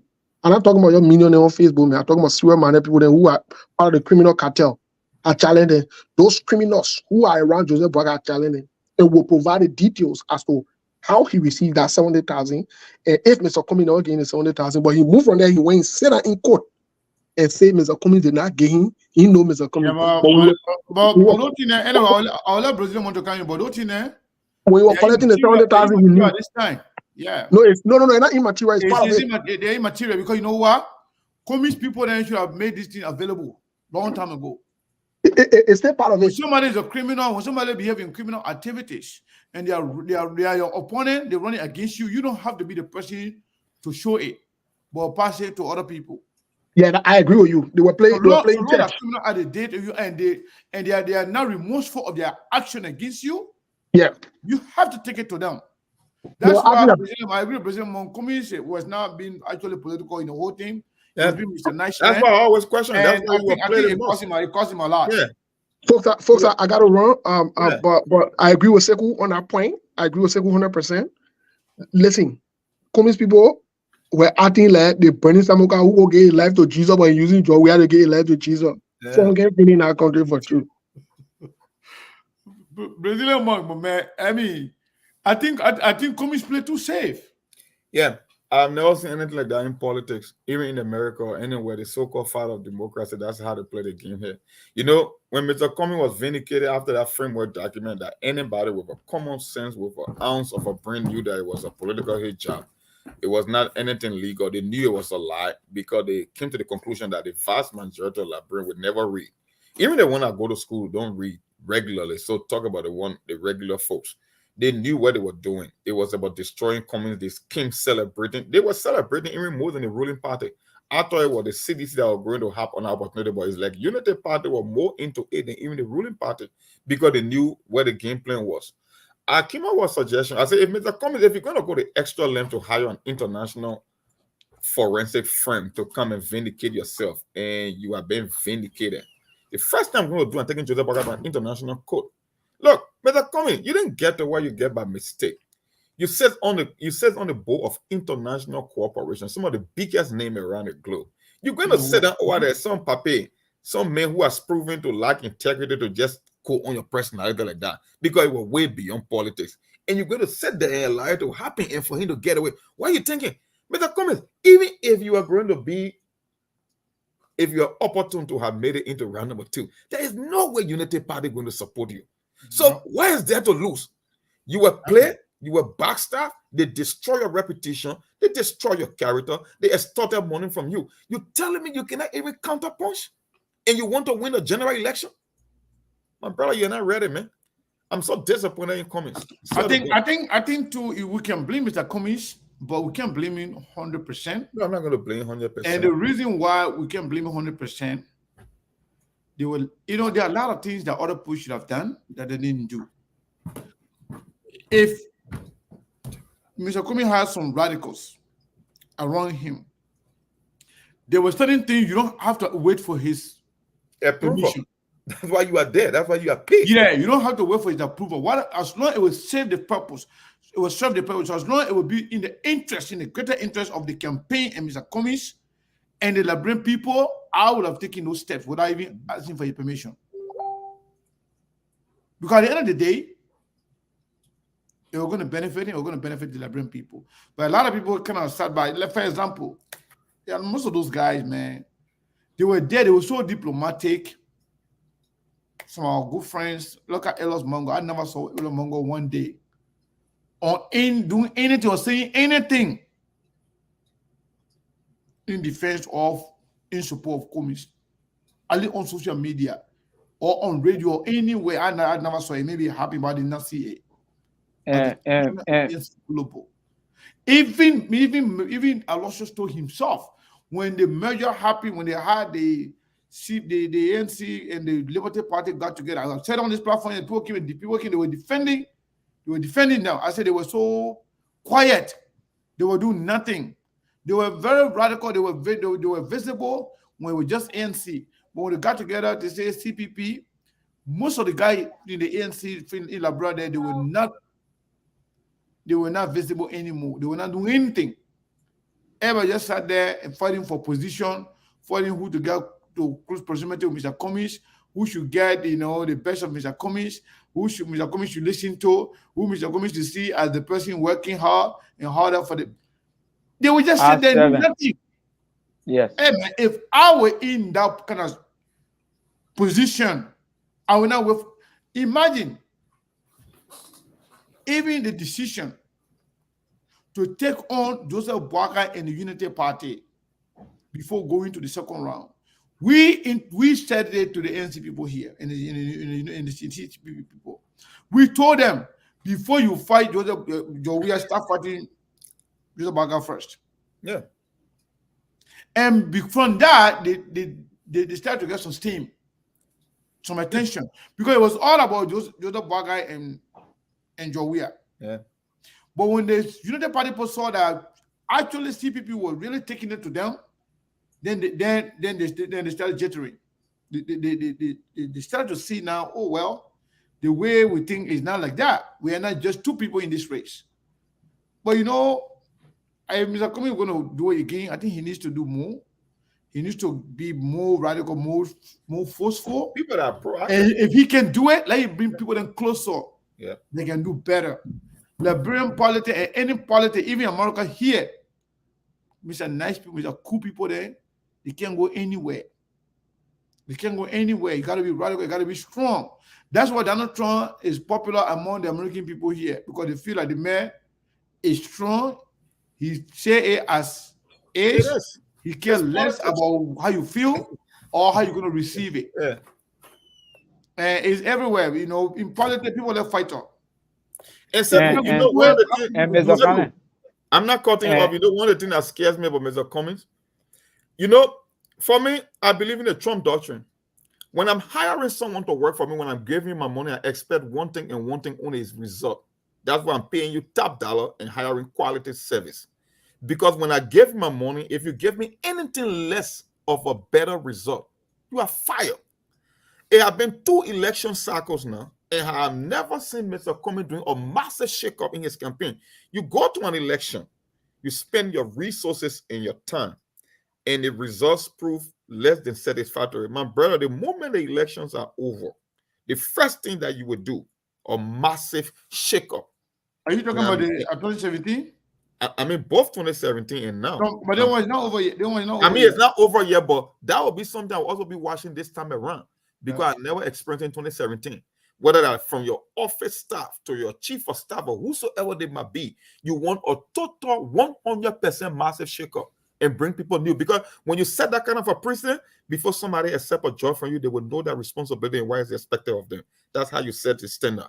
When I pay you for quality service, I only expect nothing and nothing only rather than you getting the result that I want. If you cannot give it to me, you fire. That's just how the war is, my brother. There's a transactional war.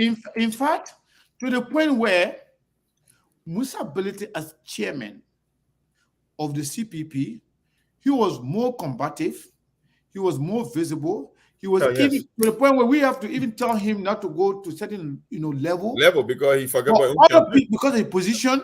But other people, they're just sitting there, adding all diplomats, they just say that they don't want. I don't even know. And Mr. Ghana, and Mr. Ghana, in regards to that, oftentimes before I started sitting on SKTV here permanently, I always used to call on SKTV and always say certain things. Even the last call that I made on the show, that if Mr. Kwame cannot put the young people, you need to make the young. Mr. Ghana, we were the one that even took the social media. This is to tell you how these people, in fact, when there are some things we'll post, they'll call, they'll take it, and I'll tell anybody, if you go, I can tell them, I say, me, my page, not only I can pull it down. I'm not a coward. If you don't even know me, I am a quiet person, easy going, but I'm stubborn. When I say I stand for this, when it is the reality, we even started taking the social media from the UP people. There are some things when we post, our people tell, put it down. So I am very clear. I support Mr. Cummins. He remains my leader because I believe in his leadership. But in 2029, it came to a point I was asking myself why Moliba Yoba was even appointed. As a young person, he was just there for the sake of being there. I did not see him active doing anything as a young person. Amen. I don't know. A lot happened. And this is something we always used to make noise for nothing. They behind the back. For doing nothing. Mr. Kalen, some of us and the minute the results started coming, the first thing he said, "Me, I can't go back to do my business." They didn't even care to know what happened. They were just there. I don't even know how those people were recruited. I don't know what happened. Mr. Comey ran his own campaign. He did it the way he wanted to. But to be honest with you, there were a lot of lapses. There were a lot of ball dropping. And there were many people in that campaign that were not there. They were just there as a matter, but they were not actually there. They did nothing, absolutely, to give life to Mr. Comey's, campaign. But let's start taking some calls. All right. Hello, caller. What is your name and where are you calling from? Hello? Yes. This is Wanga, go ahead. How can you hear America? How can you hear America? Your phone dropping. We're not even hearing you. Okay. No, it's still breaking. What's going on with that? You can hear me, Sebo? Yeah, it can come and go, so I can't hear everything. But I can hear you now. Go ahead. Okay, so I just wanted to add up to what you guys have been saying about the Mr. Comey being quiet. You see, we don't hear that, Mr. Comey. Then the rest of it, we're not hearing it. You got to call back. Yeah, I don't know where you are, but it's not working. Caller, what is your name and where are you calling from? 929. Yes, good afternoon, Mr. Cannon. This is Napoleon Soso calling from Los Angeles. Napoleon Soso, how you doing, my brother? Go ahead. Yes, I'm doing great. When I called the last time, I told you that I moved my number 4 and I put on my number 2 jacket to support the CDC. People thought it was because some of us, we are from the CDC. No, I have never supported the CDC. I have been independent my entire life in Liberia. Even when I contested in district number 13, I contested as an independent. But the reason, not because we want to change Joria, we should change with women, black guys that have no energy, with no accomplishment. And that's the reason why I'm supporting George Weah, because if we're replacing George Weah, we should replace him with somebody that will do better than George Weah, not somebody that will come and embezzle our money and, be living in the nursing home. So I believe that if all Liberians that are listening to me today, they should vote George Weah, because Joe Walker will not be better than George Weah. He's only coming to enrich his family in this inner circle. Thank you. Thank you, my brother. Thank you so much. Let's go to the line here. Ben from Minnesota, my own brother that I call undercover citizen, but he's the most. He's the most. Ben, let me say that you are the most consistent opposition. Even though I can call you Brazilian, you call it undercover citizen, but you are the most consistent one because you never budge. Go ahead, my brother. Let me say something. See, Costa, I've been running behind Costa for a long time, and I made a post saying to make sure he released me, and I think he heard me, and he released me, because right now I want George Weah to win, because there is nothing I see in Guanta. But one thing I like about Costa, the guy is consistent. When I say consistent, he's consistent in his ways. I don't know why people are so generate that a guy came out of the CDC. This man is just there for a mission, and after that mission again, you will see on another person side. This guy is, he is consistent, being inconsistent, and that's what I like about him. So Party, just enjoy the thing that you cook. It's time for you to agree with us. We all agree. Thank you, man. Thank you. Prince, how you doing? Hello, Prince. How you doing? My man, SKTV, we hear everybody vindicating us every day. And that's a good thing. That's a good thing. At least we need this kind of a medium to be able to keep it the check and balance to give up the information as it is.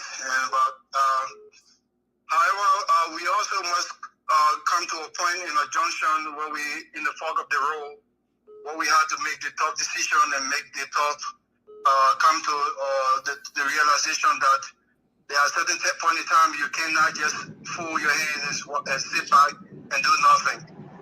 So that's why for the likes of me has come to the conclusion that when it comes to what we are faced, the options that we have been given, George Weah for another 6 years, and Joseph Yuma given the opportunity to bring people.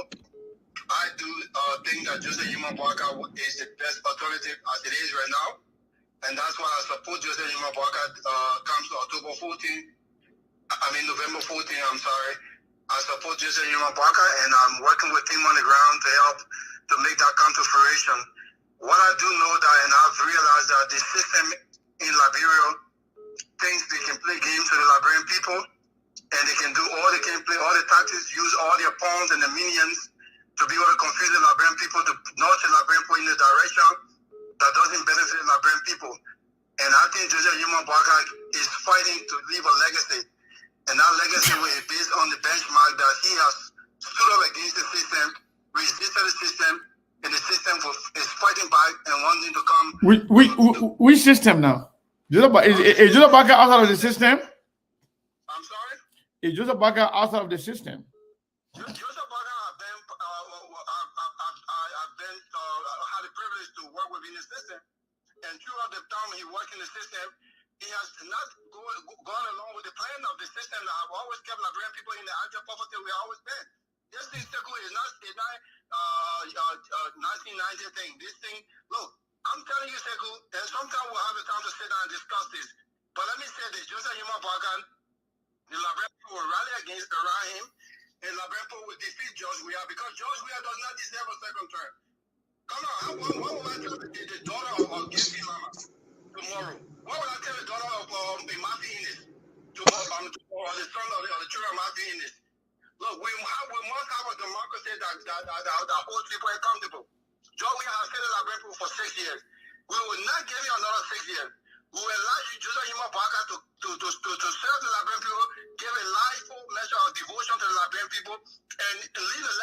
intend to leave. If he doesn't do well, we'll remove Jordan Imabaga and we'll replace him with another alternative when they present themselves.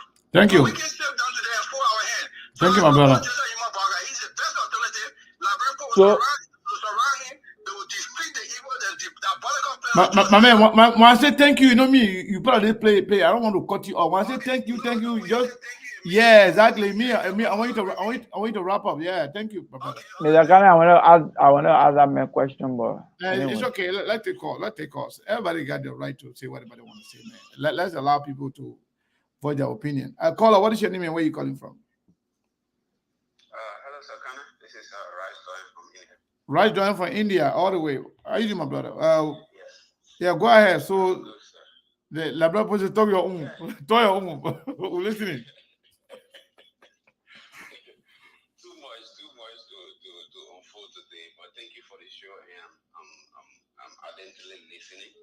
And this is some of the things that you guys been talking since I started following the SKTV. Man, I don't know how I came across you guys, but the analysis has been perfect. Thank you. Yeah, and how do you call it? To those, I just want to ask a question to those that that started supporting the Unity Party from the CPP in. I'm wondering now, how is it that they're still supporting or hearing the kind of things that Henry Costa unfolded today? I follow him today, and I mean, it was so terrible. What Papi Praga really did to Mr. Cummings. I mean, even if I was supporting Joe Praga, if I even want to think about it, right, which of course I would never ever do in my life. I mean, by hearing this today, it's just something like I just can't even get over. Like, how is it that I even made a decision to even try to say that I want to support Papuaga with all the kind of things that he did to Mr. Cummings? And even though probably maybe you did not know, well, now you know now. Now you know. Now you know. It's better you just stay away from the both of them if you don't want to support them, for you to say you're going to support or Papuaga. Thank you. Because the moment is, I don't know. Thank you, my brother. I have said this many times. Yeah, okay. All right, sir. So, caller, what is your name and where you calling from? Everybody calling the same number. How can nobody call in the other number?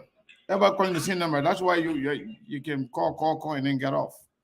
Go ahead. Hello, Sebu. Yes, sir. Hello, Sebu. Yes, sir. Yeah, my name is Mitchell. I'm calling you from Minnesota.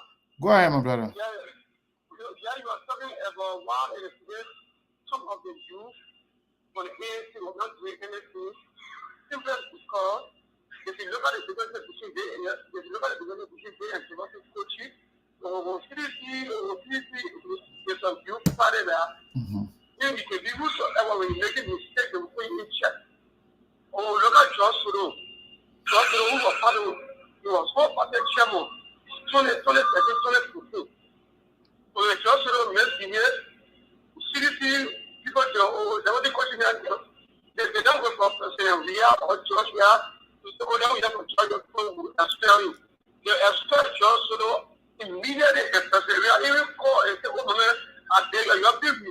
You have to put Josh Suru back. And they refuse. They say, we'll never do it. So my reason why ANC was not going forward because the people that they made group representatives, people who was there to work for the party, they were not working. These are some of the things that made ANC never had the work.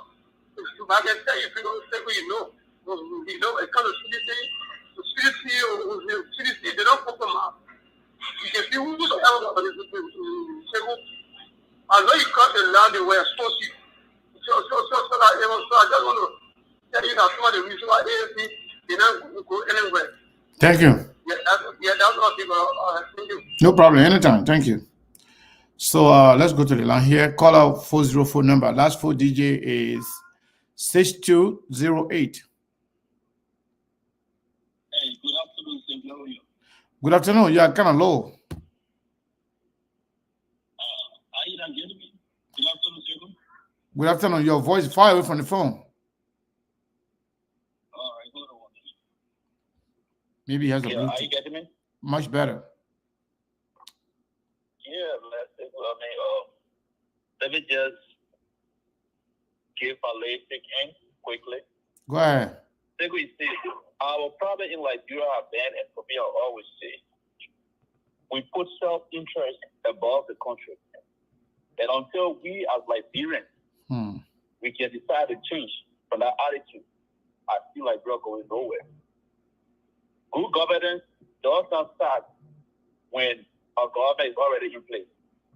It starts with information.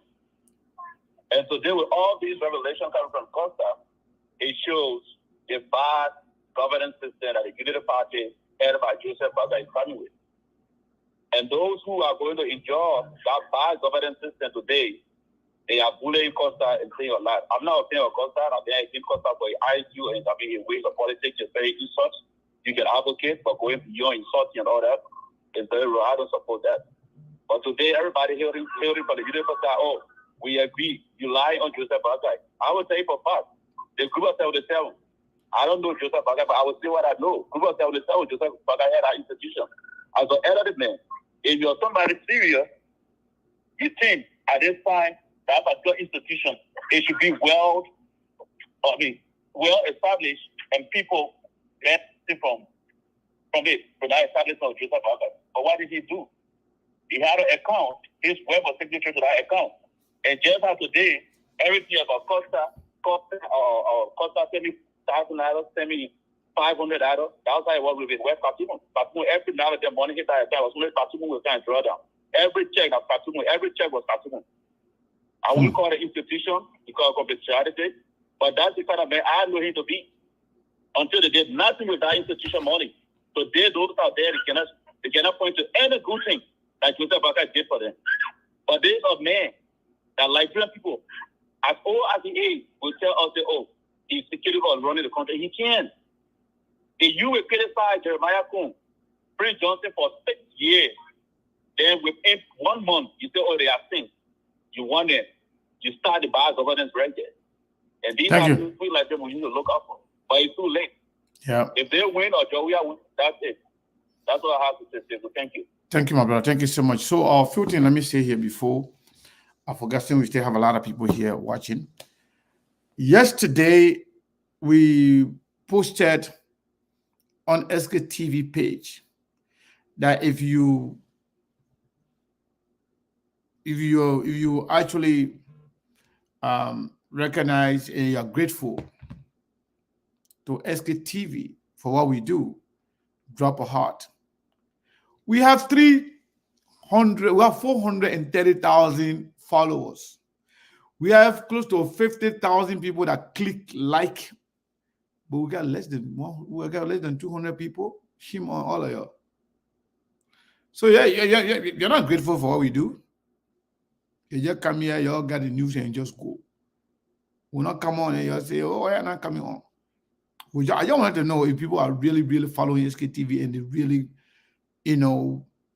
like what we do. We tell you to drop heart if you actually like, not on here, on the page wherein we wrote that information. We got less than 200 people that says something there. You can pass. You pass. You want your own information. You can get on and go. You care less about the platform. That's bad. Secondly, we come here every day to do show. We don't expect everybody every day to give us money. But when you see that cash app, even at $5, $1 for 1,000 people, 900 people, 700 people, 300, 400 people, every day SKTV will get at least $50 or $100 from here to send to other people there from back home that are spending money on data to come on. But we got one segment of people, just one group of people, are the same people every day. People too can get tired. People got other things to do. We know some people supporting SKTV, other people not at all. I just let to me, I don't have my feeling. I just let to express my disappointment in most of you people. There are good people, there are people then. By the time we post that stuff, drop a heart. How long it take you to show support to SK, to show that, yeah, we appreciate SKTV? You have to post something there. But all of your job over there, you didn't got time to go and comment on SKTV page? Come on, man. And the new people that are here, go on SKTV and click like and click follow. Basic things are important to us. Money is important. Money is part of it. But anytime we ask you to do something on a page, do it for us. That also keep us. The more you like, the more you show positive thing to our platform. Do you know how many times the people have gone and report our platform lying? But when we are on, the heart you drop, and when you go on the page, the positive thing you show on the page, all those things are good things. Facebook love those things. And those things are counted. Those things they've taken into control. When you look at the data, you put all those things into consideration. So every time we post something there for you to come and click like or drop heart, do this, we want to do, we want to make sure how many people are really committed to supporting SKTV. Finance is good, but it's not all about finance. But even finance will come here every day. We'll come here from the 4-7. Some people will not even come here. Some people will just go and watch the show after the show because they don't want people to see them watching. Come on, man. That's why after the show, you can see 10,000 people when you watch. 13,000 people when you watch. 8,000, 7,000, 6,000. You got to show support. The people then who always do it, I appreciate you. We appreciate you guys so much. There are people, by the time we post something there, they will always comment on it. They will like it. They will see some good things. We let positive information on SKTV. I don't want to add that. And also, when it comes to supporting too financially, it cannot be one person or just group of people all the time. If you have never done it, at least do it one time. Support SKTV. So we don't come on and you can't complain. There are people, whether we come on, we not come on, they are committed to support SKTV at least once a week.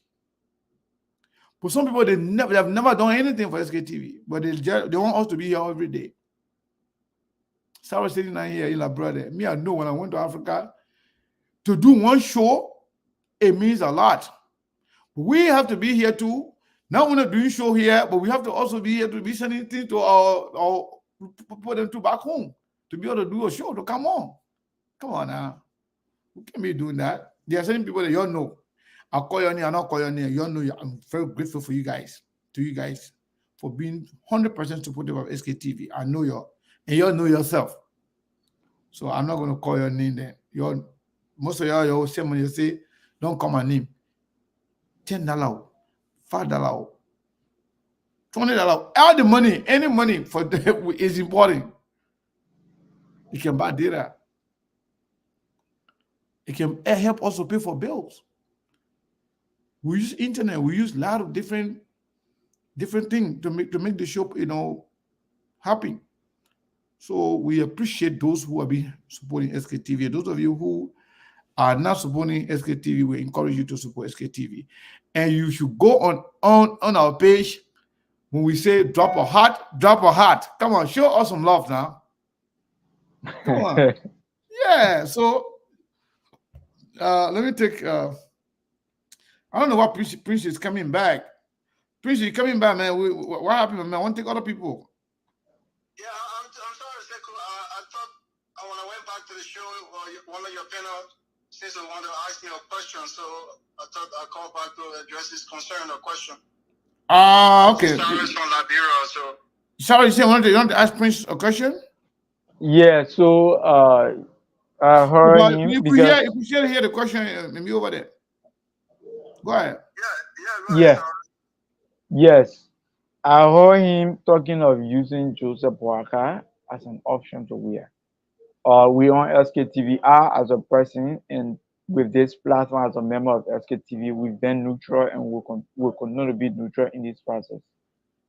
But my questions to Prince is this: do you think, with all of the revelation today that has been put out in the public by Henry Costa, and knowing the reality knowing the reality of the connection between Costa and that of former Vice President Joseph Boakai, do you see him as a positive alternative to a George Weah that will make the difference, or should it just be about changing George Weah because he has committed atrocity against our people during these 6 years?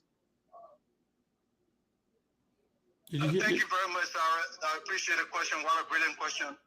Let me say this first and foremost.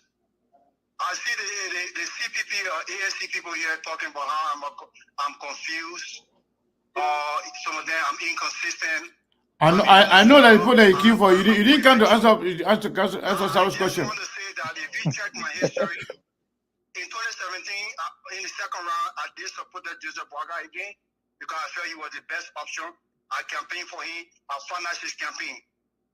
Not because our Cummings is not in the race, that doesn't mean that there's no other better option in the race. Now, if you want to believe everything Henry Costa is saying, I will tell you what Cyrus often say. The other Cyrus monk. He said that then I will sell you sand in the middle of the Sahara. Henry Costa is part of the whole plot. And Joseph Boakai resisted the system that Henry Costa had, all the minion and all the forces that have been used to confuse our people and mislead our people.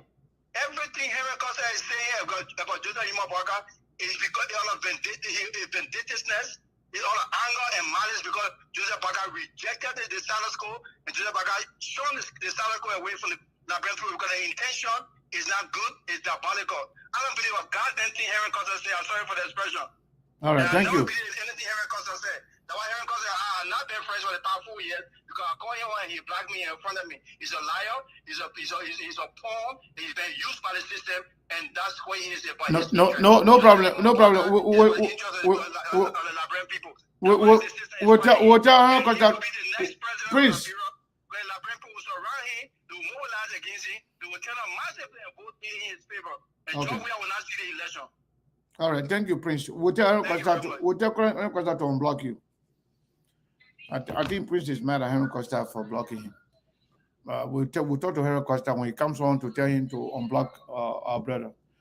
My Oma is here. My Oma, how are you? I am fabulously fantastic. I can tell from the voice. My Oma is fabulously fantastic. Go ahead, Oma. I'm calling you all the way from Hawaii at 10 the vacation still on? Oh, yeah. Because the last time we communicated, my Oma was in Las Vegas, correct? Yes. Yeah, but Oma, I'm getting jealous. How can you go like that without your son? Listen, the whole month of November belonged to me. Okay. My birthday. Okay. So I got to celebrate. My Oma, happy birthday to you. We are so proud of you. Thank you. And you give us the actual day, we will celebrate your birthday on SKTV.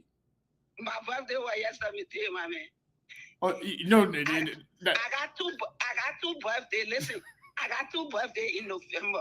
Okay. One is November 5th. One is November 15th. My born day and my American paper day. So that two. So which one we want to celebrate? All two. Okay, you know what? Let's celebrate.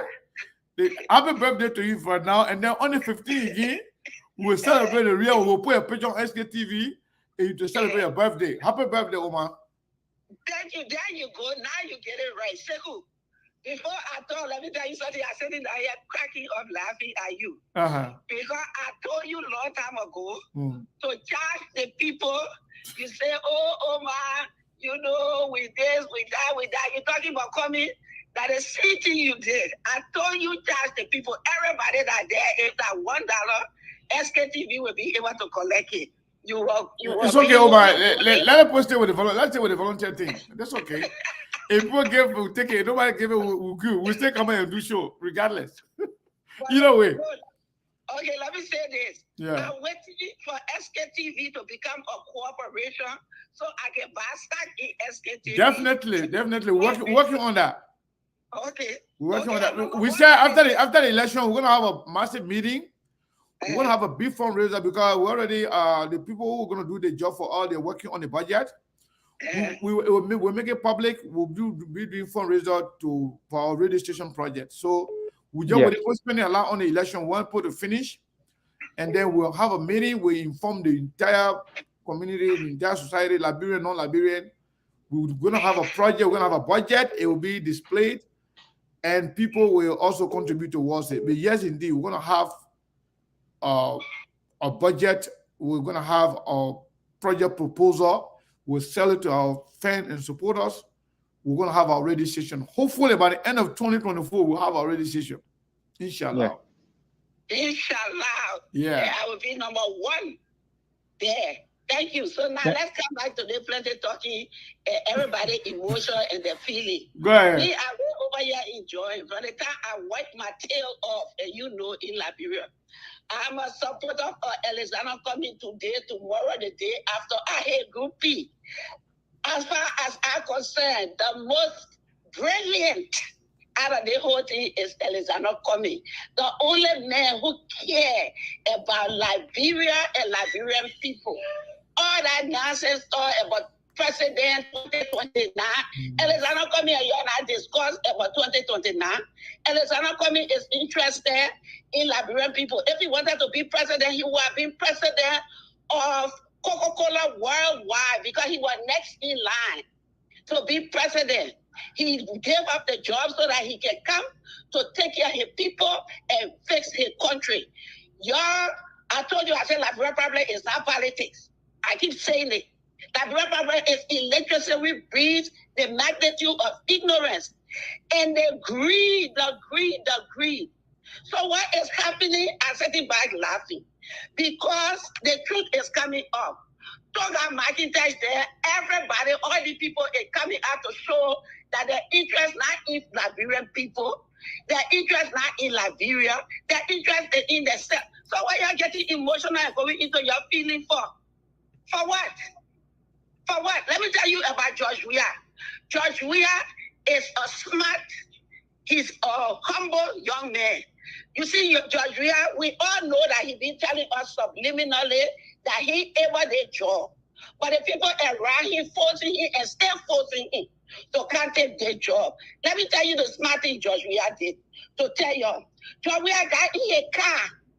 He drove himself to Alexander Cummings' house. That's supposed to tell you something. Pay attention, especially my young people. The future belongs to you. He drove himself. Secondly, Mr. Cummings presented a proposal. George Weah accepted it. If you go back and you look at George Weah history, every time George Weah didn't win an election, when they said George Weah no go, George Weah went back to school. Anything they say, George Weah went and George Weah did it. It's the same thing right now. George Weah know he blundered. Why you keep talking? George Weah know he ever did job. Why you keep talking about? So, but George Weah is remorseful. And George Weah know that the best man for that country with the idea that coming.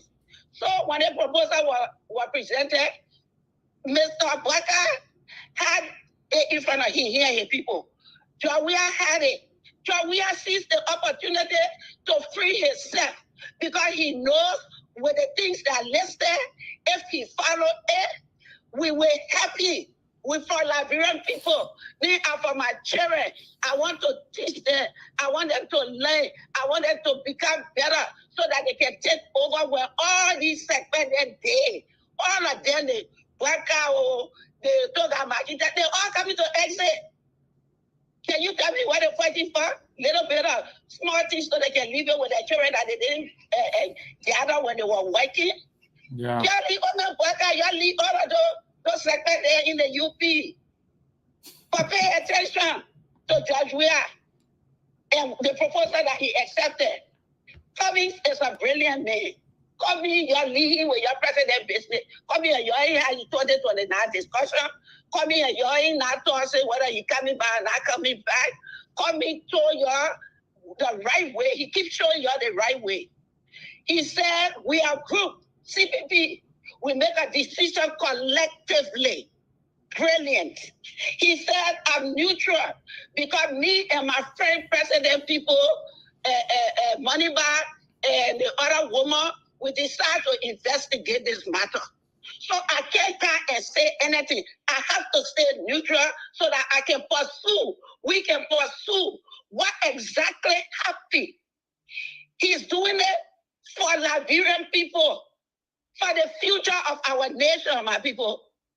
Just stop using your emotion over your sensibility. My children, you pay attention. You want to play?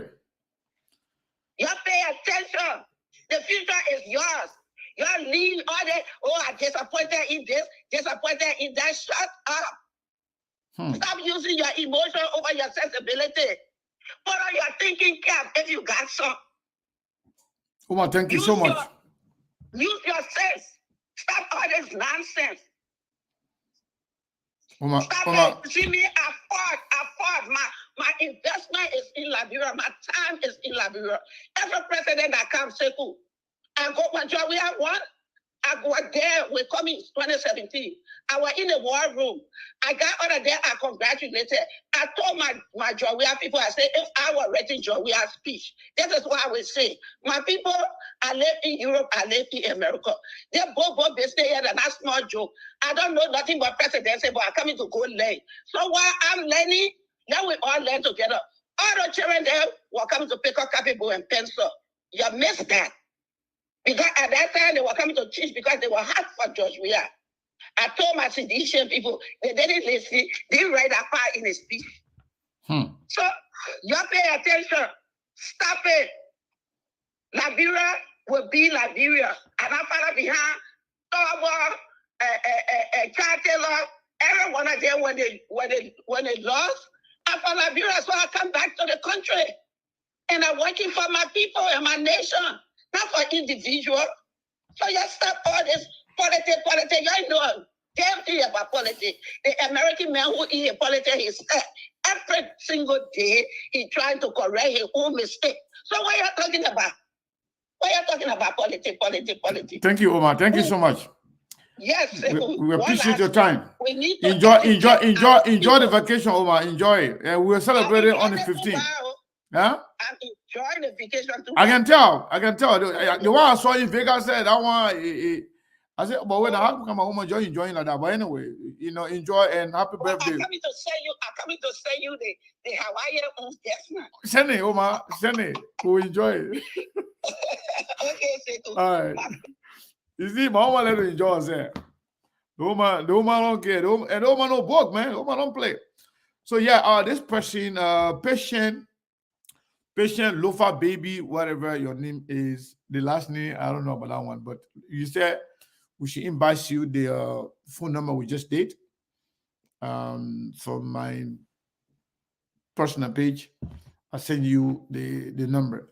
Also, the numbers is right there. By the time you come on here, you're going to see SKTV can automatically show you on a number there. Will show you this is our Zelle and Cash App. That number too, you can call it. Whether you want to send money, you call the number you want to participate in a conversation. So that number is the good number for Cash App, for Zelle, for WhatsApp, for direct call. Any kind of way you call that number, you will get us. Okay? So caller, what is your name and where you calling from? This person looks like Prince Masakwe, if I'm not mistaken. You talking to me? Is it Prince Masakwe? Yeah, this is Prince Masakwe. So I was right. How you doing, my brother? Yeah, you are very right. Yeah, I'm doing good, Sekou. How you guys doing, man? We're doing wonderful. Welcome. Thank you very much, man. I mean, I'm happy to be on the show today. At least I try finally to. I know you've been trying, but when I put on a half hour to take people, that's why. But you think that I'm being selective? No, I don't do that. I take all the call. I mean, you explain that to me, so I get that. Okay, that's okay. I mean, I just trying to make a few points real quick. I mean, because Go ahead. I want to tell my ANC brothers and sisters, not because of a mosquito bite that you want to burn down the house. What Costa did today, I don't expect ANC people to start running with it. Hold on. Because that was damaging. If you're showing a text message that Mr. Alexander Cummings actually gave money for a meeting or for to the person for this purpose without telling any of the executive members, that is bribe itself. You know that under the law is a crime. Hello? You're alive, my brother. We're listening to you. Yes. We all know that that is a crime. If you are speaking, you want to... Hold on, Siddiqui. You have somebody else talking. But GMB, but you don't want to talk about what Cummings did. Cummings doing a lot of things, a lot of shady deeds that Cummings don't want for you to come outside. But you guys are bringing those text messages, and I believe that was Costa motive.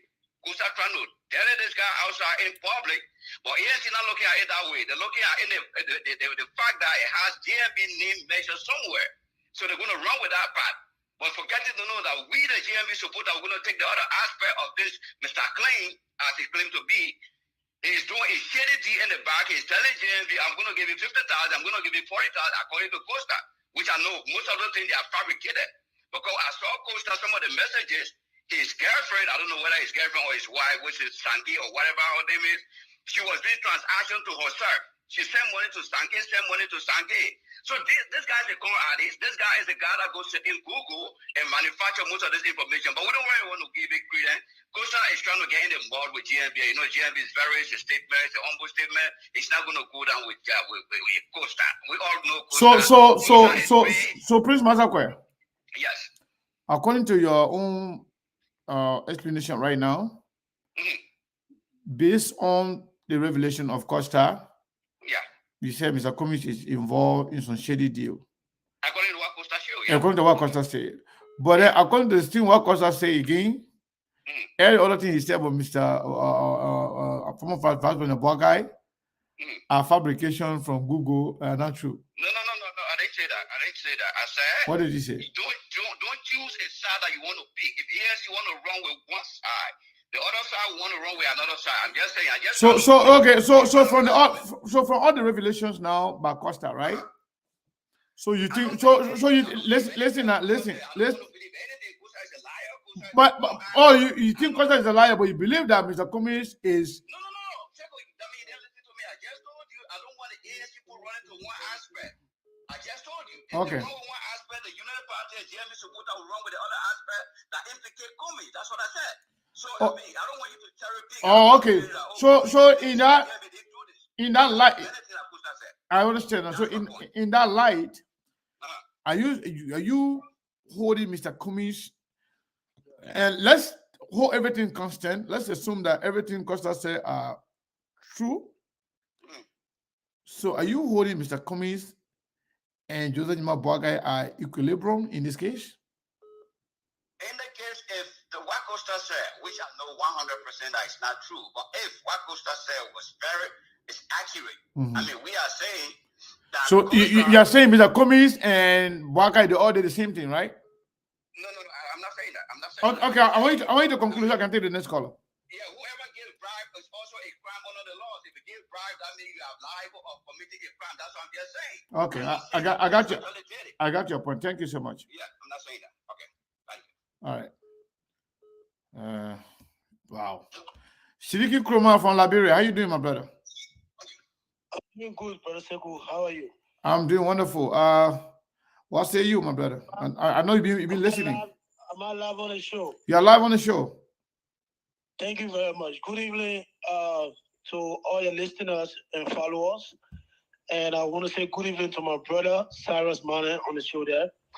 Good evening, Siddiqui. Liberia is an interesting country. But let me say this. I came here purposely to raise two concerns. And one of it have to do with text messages coming from the Unity Party people threatening Mr. Cummings about a so-called nonsense of a 2029 ambition.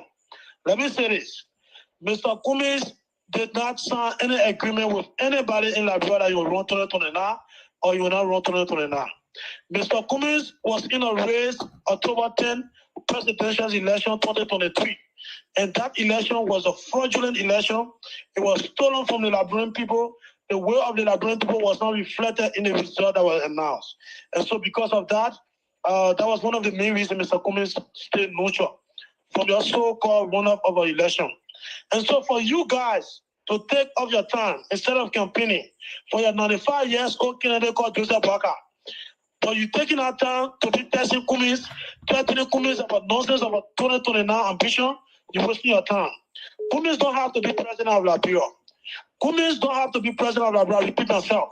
And so the time you guys will take to be testing Cummings, you better take your time, you run your campaign and do what you can do to run, to win the runoff comes November 14th of next week Tuesday. Because the next time Cummings receive any message from any of you, let me say this, we already get Joseph Barker number. Ask Nikki come already get Joseph Barker number.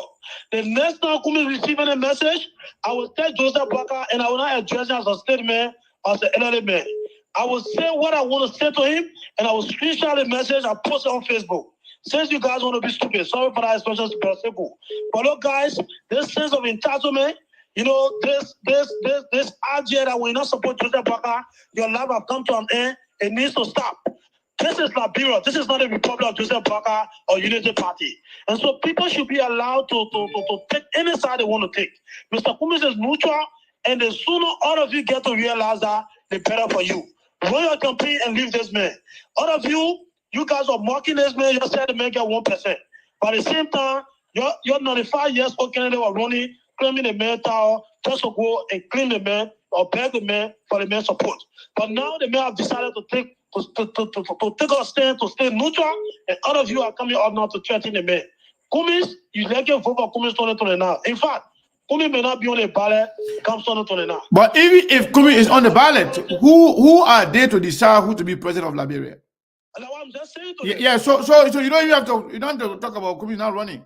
Cummings will decide whatever he wants to do, and their threat mean nothing. I'm just saying something. Yeah. Cummings may likely wrong, he may likely not wrong. Exactly. And that decision is up to Cummings himself. Cummings will make it public and he will turn the ballot come 2029. Now let me go to the second issue. You know, the brave people, you refuse to listen, you refuse to follow good people. That's why people will continue to play you. All of you say that in the country, Henry Costa came and told you that Joseph Barker was a honest man. That Joseph Barker have credibility. That he was a clean man. At the same time, he and Costa was sending Joseph Barker 15,000 to go and do medical supply to hospital during the COVID time, but Joseph Barker was eating the money. The honest man, his fellow opposition leader asking for them to meet for the sake of the country, but the honest man was asking for money in order for him to grant a meeting with his fellow opposition leader. This is a man that wants to come and rescue all of you. And at the end of the day now, they want to be crying out war. The crying not started. The suffering that will be in the country. Look, let me say this, brother Simple. George Weah will not do anything apart from what he did in his first stage here. Georgia will even be worse because at that time, by 2029, Georgia will not be coming back to you all for re-election. And if you make mistake to elect Joseph Barker, that's the worst thing you will do. Because every man can just be begging Henry Costa for 5K, 1K, 15K. And then every day he's just lavishing out money. You want to be that kind of man president.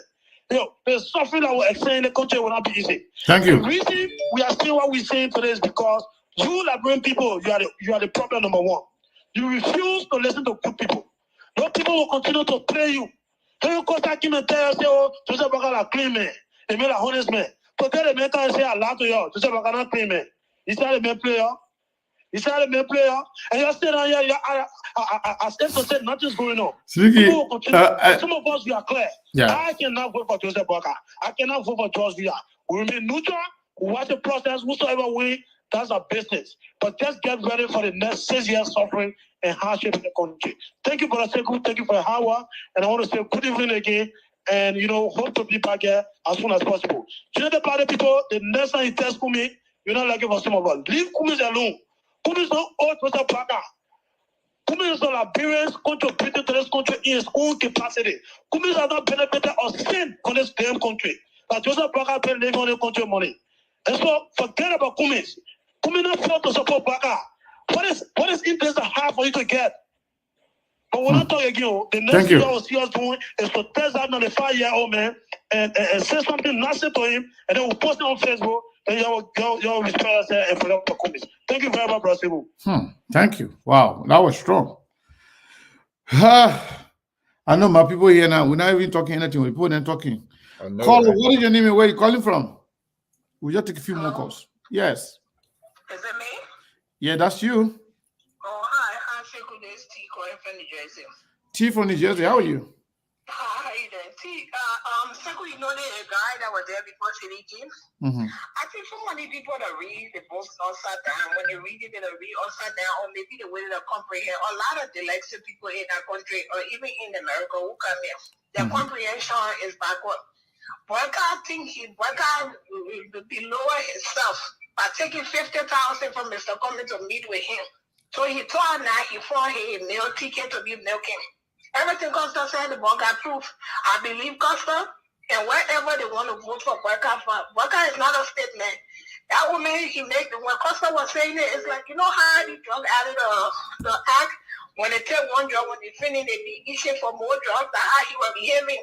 Like a drug addict, he want more, he want more, he want more. How can somebody who stay in power for 12 years, 12 years, with all that money he was making, he broke. How can somebody like that do that? And that especially, you know, and the thing with African leaders, right? All the people Africa like to bring to power, if you put broke men in power, this is what your country will always be like. When somebody don't have nothing, expect nothing from them. Okay? When you put broke people in power, that's what you get. Then I say, I'm like, bring me rich people. That's a lie. If you don't have money, you come there for the people, you come there to see. And all the people that behind Black I came there to see, they're looking for us to see. And I'm God will not grant them nothing. Joe Black will either win for 2029 or 2020, whatever, 2030 something to run. 2035. Not get it, it's on 2035. And he's still waiting to run.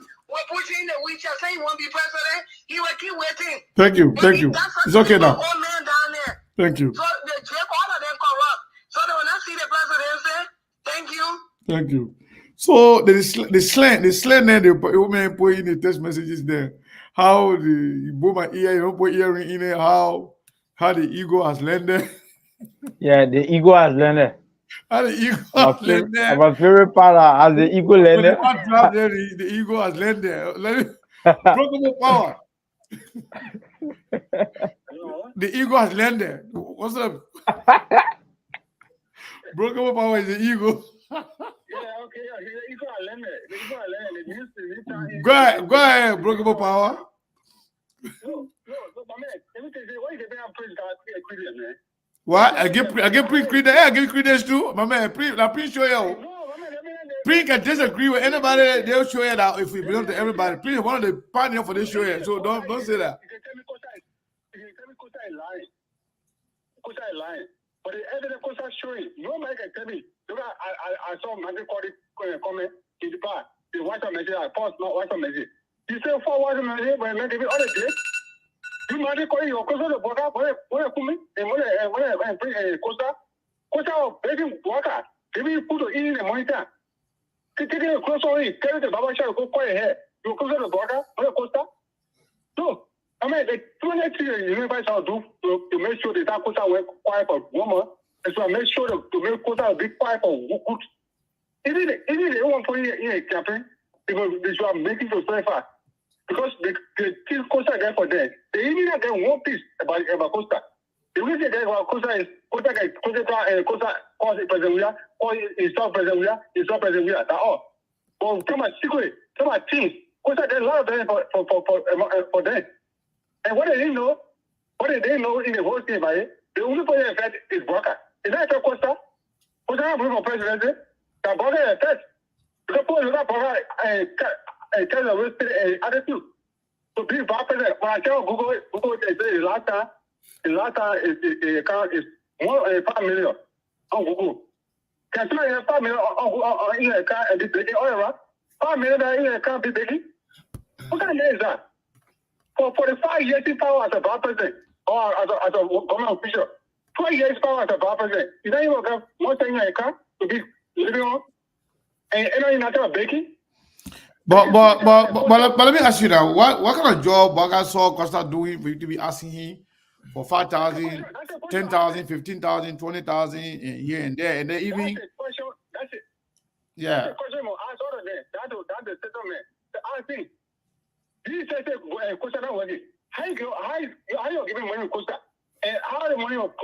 we go back. They may not be working. They may not be working. You are saying what? They may not be working. Say left hand. You work for government for 45 years. They say someone where you government. Who are you? Who is the real beggar? As a question in town. Who is the real beggar? Who is the real beggar? They are saying Walker is the real beggar. Take some of man. Thank you, gentlemen. Yeah. Back to you guys. You know, Unity Party is a walking contradiction. Everything they say, that's why I keep telling you all the time on the show, when you don't have a strategy, you come to tactic. Tactic is short term. It will only get you from here to there. It will come back to bite you. They always make the case that, oh, Henry Costa never owned a job before. I said, boy, well, Unity Party that put Henry Costa on the payroll. So why you hiring a payroll if he wasn't doing a job? Who told you that everybody had to wake up and go do 9 to 5? It was a job. It was working. Yeah, he wakes up every morning and he come on his radio talk and on his show. Go for your timeline. That's a work. Yeah. One of the highest paid radio talk show host in history, Rush Limbaugh, he never left a basement for almost 35 years. Yeah. And so you would say he never had a job. That's what he does. He's a propagandist. It's his thing. And Costa was being paid for what he was doing. Yeah, he was being paid. So even under early government, he was being paid. Yeah, your argument and unbreakable power said, then who's the real beggar? You say you've been in government for almost 4 decades. Number 2, in command for 12 consecutive years, and you go into a guy to finance your day-to-day lifestyle who never had a job. Then who are you? You know, our people sign up for this, and that's why they will keep getting every election cycle until they can elevate their game and do something different. Nothing will change in our country. That's why I keep telling the CPP candidate, you might as well come up and forget about the nice guy politics and just kiss it, because the people themselves, you have to play. You know, Mr. Cummings, sometimes he confuses me at times, because when you work in a brand, you know, there are certain companies when you call it, they don't see them as companies, they see them as country. It's almost like when you say like Akira, people will think about Japan. When you say Ikea, they say, oh, that's Sweden. When you talk about the Visa card, the MasterCard, the Coca-Cola, these are American, these are iconic corporations in America. They understand branding. My brother, if you want to go in politics, forget about next guy and brand yourself like a politician you want to be. Because in politics, you are not only going there for what you believe in, you are carrying the will, the hope, and the aspiration of hundreds of thousands, if not millions of people. As a matter of fact, not to cut you off, in politics, controversial people are the ones that are getting the attention of the people all the time. They are the one getting the attention because they started the voter, they know how the voter operates, and they're playing to the tune of the voter. So the whole nice guy thing is not going to sell. You might as well start wearing some big buck gloves and ready to counter punch. If you really have a future in politics, you got to define your role and look at the people that support you. You don't just going to go to an election and be like, oh, you know what, we're just going to step out and we didn't win. No, people were counting on you. People's life depends on your decision as well. So you can just go into this thing and take it casually. You got to define your role, decide where you want to be, and just go for it. It's about time to start taking some punches. Monk, I want your take on this point. One of the messages between Costa and Joseph Boakai, where he talked about, I apologize, Henry, but I am doing a lot of consultation as regard to our separation with CPP. If possible, let's talk tonight at 10 or 11 p.m. This happened January 21st, 2022. Yep. What's your response to that? It's not new. I told you. Is this something that confirmed? It's confirmed. That when we said Joseph Boakai, the one that destroyed the CPP, it's just common sense, and we used to say it on the show all the time. Yeah. So Henry Costa was just a messenger. Ben and I, we all knew the formation of the CPP and where it was intended. The intention was, if these guys go to a convention to get a consolidated CPP, it will favor Mr. Cummings because he has more resources. That way is what.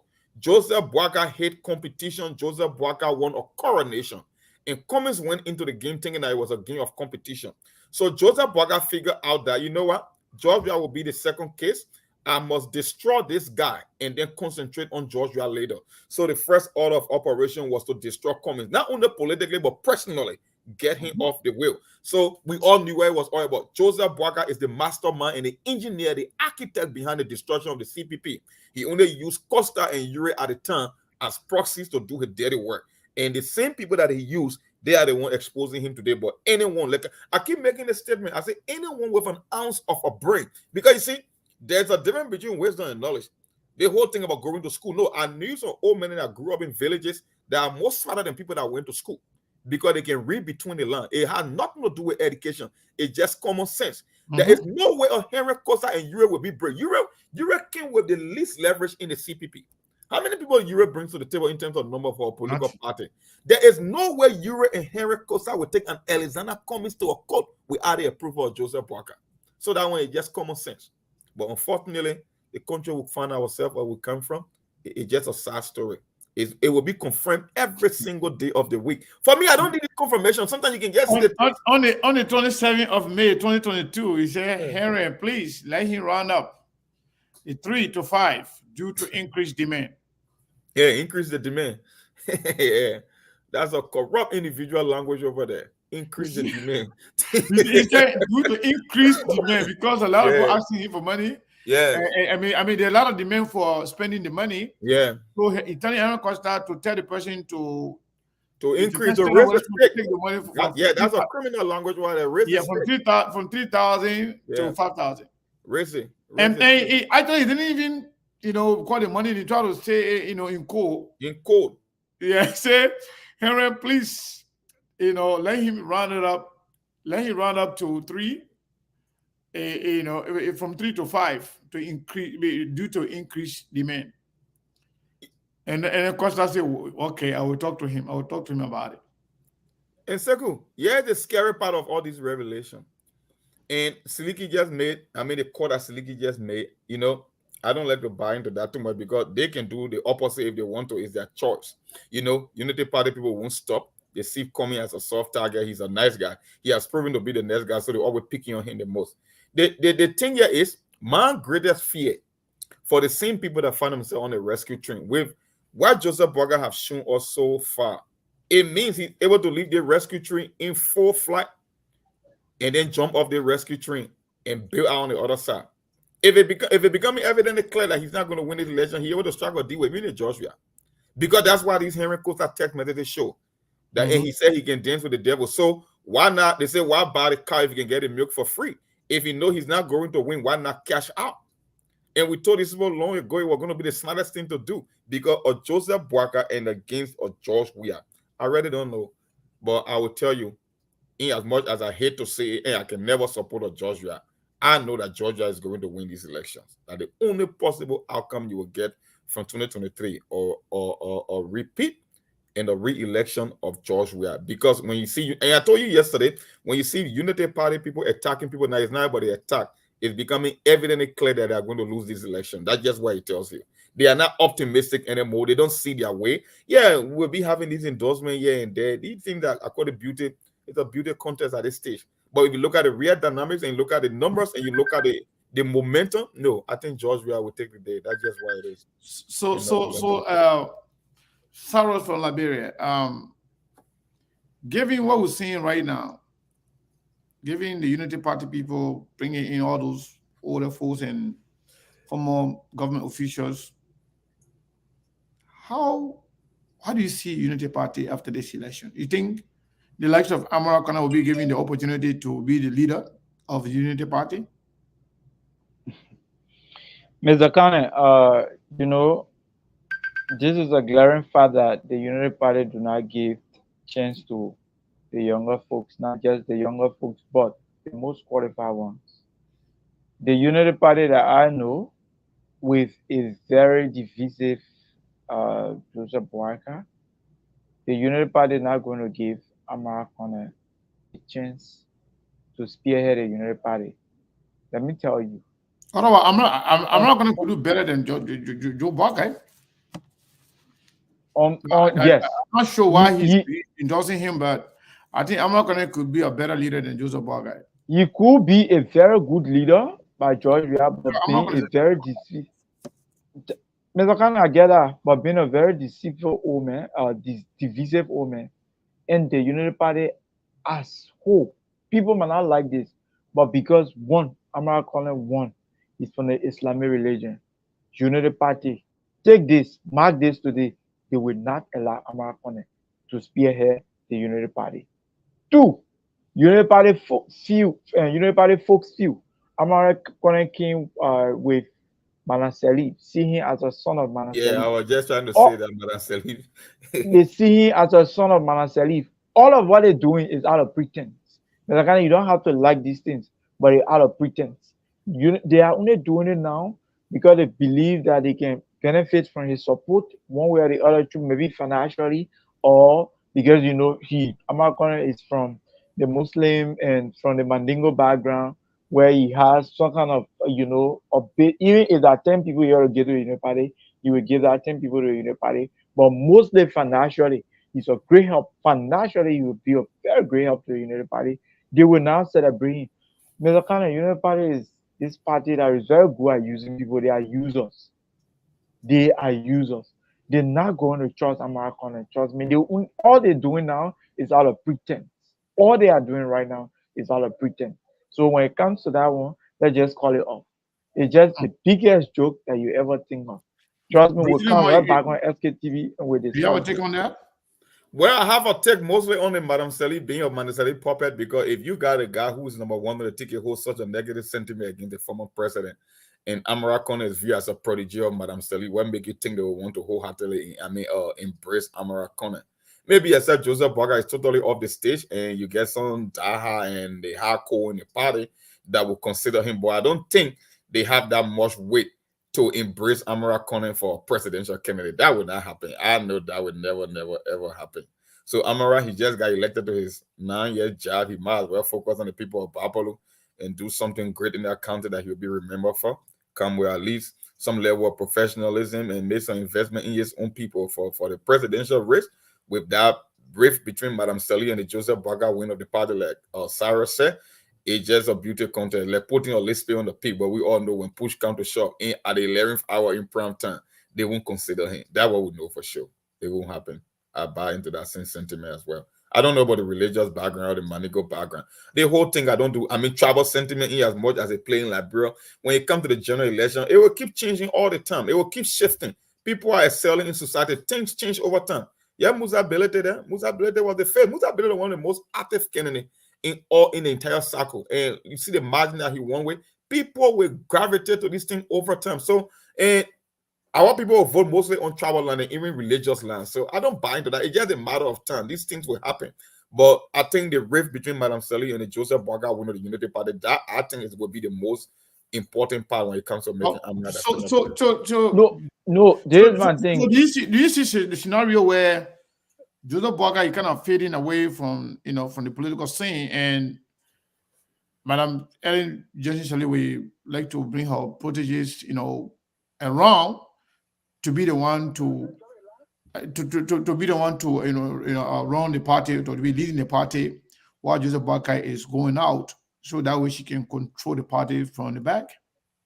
Well, maybe some people will interpret it like that, like Madam Sally trying to bring her people to reaffirm again their stance in the party. They could interpret it as that, with Amara Khan now endorsing Joseph Baga and Joseph Baga being fading away.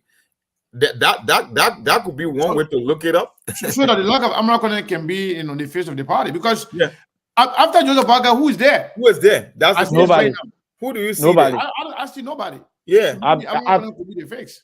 Maybe they might do it so the Unity Party might not crash, because after Joseph Baga, definitely, Mr. Khan, if nobody, let me tell you, after Joseph Baga, there will be a no Unity Party. It do not bring a people like Amara Khan around to spearhead the party. Trust me, because Unity Party has nobody. They did not build. You're looking at Prince Moy from Bon County. I don't know. Maybe they. I don't know.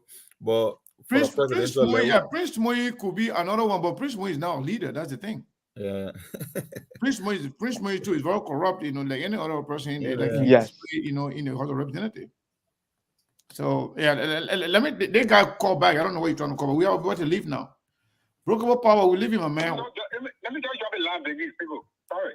Go ahead. I come on and tell man why I cover is people have Brahman Sanaka in a way after Joseph Baga. They have Brahman Sanaka. Brahman Sanaka will be the political leader. Brahman Sanaka will be the face of the Unity Party after Baga. Yeah, now what I'm saying after Baga. Now what I'm saying. Okay. Brahman Sanaka will be one of the president of that. But Mr. Khan, you don't think it will also play from the Ellen side. Let the breakable power finish, then we'll conclude. Go ahead, my man. No, I said big no, because there's two different things there. The two different things is President we have it's full money. President we have not a minus conflict. President we have kept the opposition together for 4 years. President Bagana had all those characteristics. First of all, Bagana is not somebody that can forgive easily. President we can forgive. When you talk about forgiving, President we can forgive. Bagana cannot manage conflict. Because President we have forgiven Henry Costa, right, for calling all kind of name and then forgive him. That's what I of Costa. The former government for Gina Baga in 2017 election, when President William government after the election, less than 2 months. See that? I thought about that again. A lot of people that criticized President William said he can't become no leader. Where are they in our government and when we got the president? And when we accepted that. All right, thank you. Thank you so much. Thank you. So, gentlemen, you're close now, so we can go. Yeah, because my data finished. Why is he keep flopping? Yeah, So, okay. yeah. Speaking of your data, when we talk about people now contributing, a few people, I think 3 people sent us some cash app. So, yeah, so we were saying data. Let me see. Somebody sent $5, somebody sent $25, somebody sent $50. So, and somebody said, no person said $5 and $10. So, yeah, thank you. Yeah. Oh, we're talking about $5, $10, anything. You see my man talking about data finish. So, yeah. We're saying the data after now. So we gotta close now. Go ahead. Yeah, let's close it up. Yeah. So yeah, thank you, Mr. Kane, and thanks to my chief Sarah and Steve, and to all our SKTV family. Thanks for always sticking with us. But this is the thing: SKTV will always be the most credible and reliable platform in the ballot politics of our country and in the history of Liberia, because SKTV has proven themselves to be most credible and reliable. SKTV has brought the information, and it has been confirmed. There has been confirmation that vindicated SKTV, and this is it. Liberians, we have to start being real to ourselves. Young people, you need to stand up, because the future of this country rely upon your shoulder. The young people, especially, why I'm speaking to them, because the young people make up the next generation. So if the young people start standing up to the corrupt people and start being real to themselves as a people, Liberia move forward. But until then, our country is not going nowhere. So yeah, thank you, Mr. Khan, and thanks to. Thank you so much. And Brazilian Monk. Well, it's almost the same thing, just to butcher what Sarah said. Our people need to be real to themselves. They need to know what they want in this life, especially to the young people. You have the longest time to spend on this planet in terms of age. Liberia have a life expectancy of 68 now. You don't have forever to be on this planet. Every time you make the wrong move in politics, you will pay the consequences the most, because you have the most time to spend on the planet than any other age group. So until you can elevate your game, nothing is going to change for you. Today you have your favorite nephew and your godson nephew. 6 years from now, you start having your favorite nieces, because people will just continue in this trend. If you cannot change the way how you do things, you will start having your favorite dependable uncles and grandfather moving into the future. So you need to put this sentiment and tribal thing aside and political affiliation and start picking real leaders.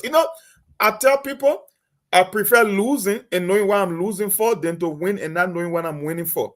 If you guys keep making decisions only for the sake of winning rather than looking at the country and your long-term future, trust me, we will be where we are. You would spend all your time on this planet without realizing anything, and you will be the one that will be directly impacted. Like I said, if you cannot change the way you do things in Liberia, nothing is going to change for you. That's just the nature of the game. So if you can pick real leaders, there will be more Henry Costa of the world, the female version, the male version, and whatsoever gender you think that there exists on this planet. That's just where it is. So thanks for the time, and keep coming to SKTV. And again, my brothers, before we go, let me say a few things just to close from my end. I saw a lot of Joseph Nyimabaga supporters playing Costa old videos, Costa old comments about George Weah insulting the president and the rest of it. So they're trying to use that as a justification for this action, for not taking Costa seriously, or for the justification for Joe Weah cannot be trusted. Joe Weah taking somebody who insulted him, have done X, Y, and Z to him. No, they are trying to say that their action is acceptable. Yeah, so I asked myself, isn't the same Costa that called Joseph Boakai dead man walking? Yeah, why they don't play that? Troubleless and everything. After all of that, Joseph Boakai took Costa to be his close confidant and did everything with him. And Joseph Boakai was at the mercy of Costa. Everywhere, Costa had him, control him, manage him, do everything with him. Yeah. Even taking him to Waterside in Philadelphia with black plastic bag behind him, taking him to go cut his hair like someone a little picking behind you. After calling the man dead man walking, and then he was depending on Costa for his livelihood. Yeah, what it says about Joseph Boakai. After everything that happened, so that means Joseph Boakai scenario is even worse than George Weah. Yeah, that's what it means. Because after everything Costa did to Joseph Boakai became like the bare ball for Costa. George Weah, on the other hand, Costa is sorting Costa did everything when he's using Costa now to get himself to the second term. I mean, for a second term, right? Boakai was depending on Costa after Costa did everything to him. Costa depending on Weah now. See the difference? Costa will not say, I'm giving this one, I'm giving this money, or Joe Weah depending on me for S, Y, and Z. Joe Weah is the one actually doing something for Costa. On the other end, if you turn it around, Joseph Boakai the one depending on Costa. So the both of them being disrespected, being insulted by Costa, but yet the other one became the bare ball for Costa. The other one, the other one decided to take Costa and use him. So who is actually better? Who is actually intelligent? That means Joe Weah, you can say everything about him. He's far intelligent. He's not. He's he's incompetent, but when it comes to he's smart. Yeah, he's pretty smart. Joe Weah is smarter than any other person in the Unity Party. Yep. That's what he has proven to show that he's pretty smart. And we keep telling folks that intelligence is not only from gaining knowledge or education. That's just academic intelligence. They got so many different aspects of intelligence. Well, what you say with someone who can go into a music studio, put lyrics and beat together and come up with a music that can say, wow, that's artistic kind of for intelligence. So just because you think you went to school, it doesn't make you to be intelligent. Or even if you're intelligent, it's just one aspect of intelligence.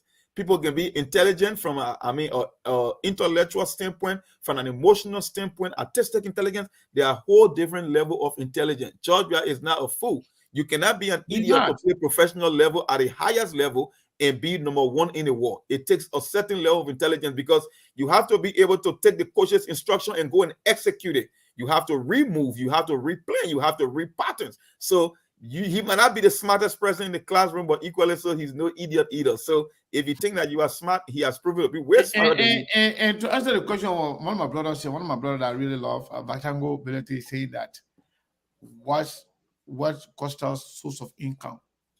That's the question you should be asking Joseph Boakai. Joseph Boakai know that Costa has no source of income, but Costa bring them one year. I need the one year, Henry. I need the 1 year. I need the 1 year. So Joseph Boakai should be the one to answer that question. Why were you asking this guy for all the money in the world, knowing that the man has no source of income? You expect the man to do what? To steal it or to go beg? The man went beg for it. And second, the funny thing about this whole income thing, right? You get income two ways. Either you get paid monthly or you get paid bi-weekly for us in the US, right? Yeah. Weekly or bi-weekly. So if you say Henry Costa doesn't have an income and Joseph Boakai is asking Henry Costa for a retainer, which means money that will be coming repeatedly every month on autopilot, then why it tells you about the man who's making the request? My man, thanks for the time. The show was so interesting today. So, Mr. Kane. Yes, sir. Anyway, we're going, but I just want to ask last question. I know it's not part of the whole thing, but in regards to the whole backpass surgery thing, the question goes to you and my chief, President Monk.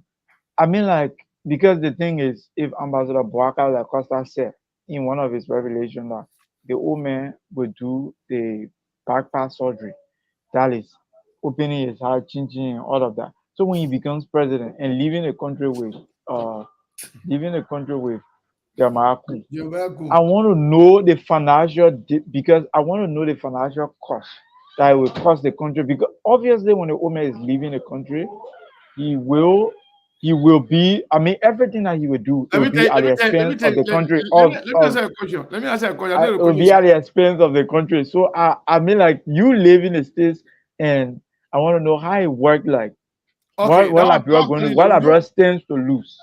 You know, we reported on SKTV here, but that was, you know, things that we said in the first round. I don't want to go repeat all those things. But let me say, we told you Joseph Boakai came here to do the procedures, and it was going to cost him. It's going to cost them money, but beyond that, it was going to cost him time. The recovery process will have taken 3 to 4 months or up to 6 months. That was going to run into the election. And to actually avoid the financial responsibility, and also for him not to participate in the election, they told him, let it go. Let's go back home, win the election. When you come in here, you'll be treated as president. You get presidential treatment, wherein you'll be able to afford it. You're not going to spend anything. It's the country that's going to spend. If the president of the country is sick, so whatever happened if Joseph Boakai wins the election, whatever that will happen in terms of the procedure, the process, Jeremiah Kun will be president, Joseph Boakai will be here, the Brent people will be paying for his medical fee and everything else, including the money he said that he owed. He said he took loan from banks for his upkeeping. And the other one that people that be paying him, you know, that monthly thing that he's mentioning in the text message. We don't know if they're going to come back again to say they want the money. Hell no. Yeah. So whatever happened at the end of the day, Liberian people will be responsible to pay everything back. But again, so Mr. Ghana, in a song, you think that will be how much? Want to vote, let it vote for the person. Yes. We're here, and we'll still be here to hold their feet to fire, regardless. Yeah, sure. That's the beauty of SKTV. So thank you, guys. Thank you, everybody. All right, man. Thanks, guys. We'll do it again. So don't forget, go on SKTV, drop a heart that you appreciate SKTV, and beyond that, if you are not following, go click follow, or if you can't do follow, go do like. All of those things, they are easy to do. Please go and do that. We love you guys. We appreciate your time. We appreciate your support and everything. Brazilian Monk and Saros, gentlemen, thank you. All right, man, Seko. All right, Mr. Ghana.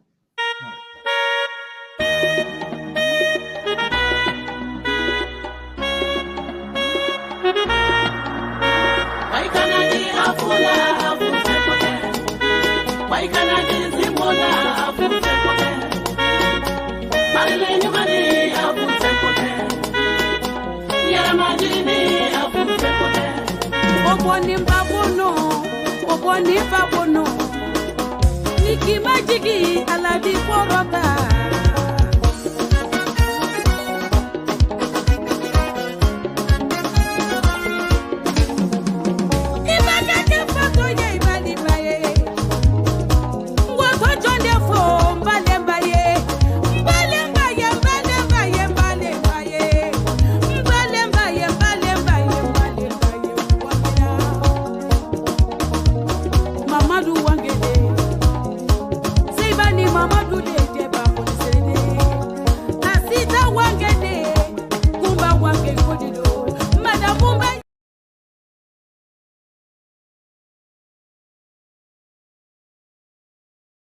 Joe Boakai standing side by side.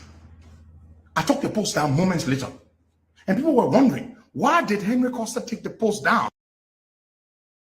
They sent me pictures of that meeting, and they asked me to post the pictures. The UP people. I didn't care for anybody who all he has done in the legislature was for himself. That a man you say I was working for, the joke is on you. The joke is on you. Jeremiah Kun will be the biggest loser when this election is over. You know why? Let me tell you this. All his Babati money he stole, he pumping it in election in campaign that they're not going to win. And to Prince Johnson, I've got a message for you. I've got a message for everybody today. Prince Johnson, on February 16, 2023, when Joe Boakai returned from the United States, after he had gone there for me to take him from hospital to hospital, you had a meeting with Joe Boakai.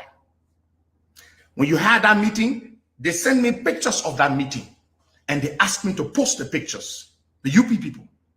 I had a second thought about it. I knew my American friends were going to get mad. But still, I went ahead. They pressured me. Oh, Costa, don't mind the American people, man. The Americans don't vote here in our elections. So I went ahead.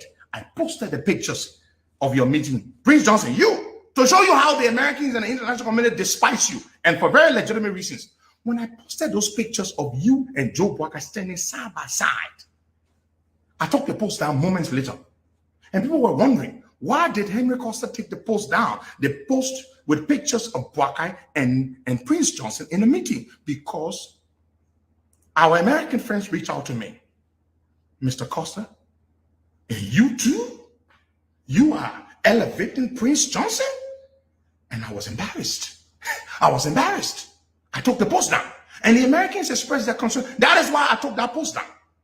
Now, the Americans are well aware, and the international community, they are well aware of Joe Boakai's health.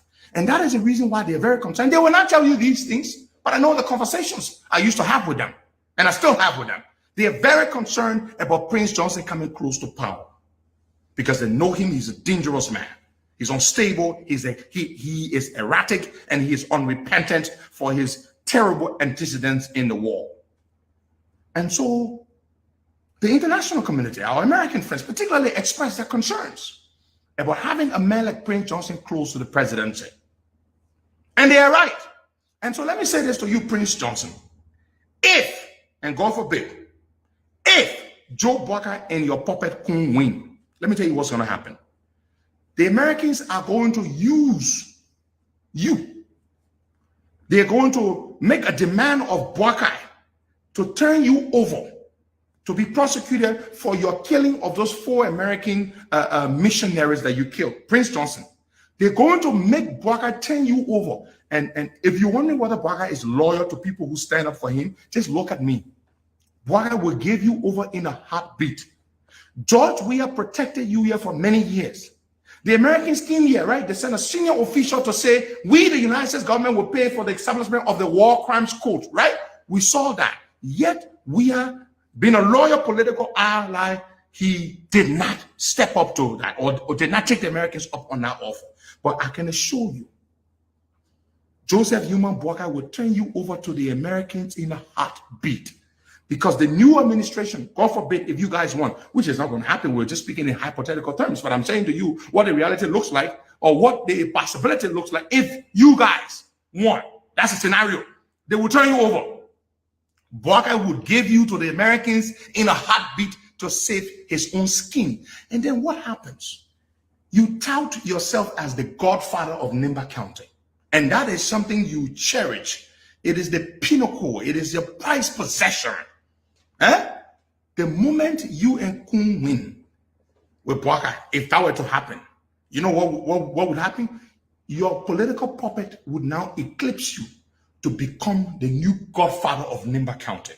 And then he would try by all means to distance himself as much as possible from you and collaborate with Joe Boakai to turn you over. And let me tell you something, Prince Johnson, the Americans want you. And if you wonder, how does Costa know these things? Well, this is the same Costa that told you sanctions were coming. And sanctions did come.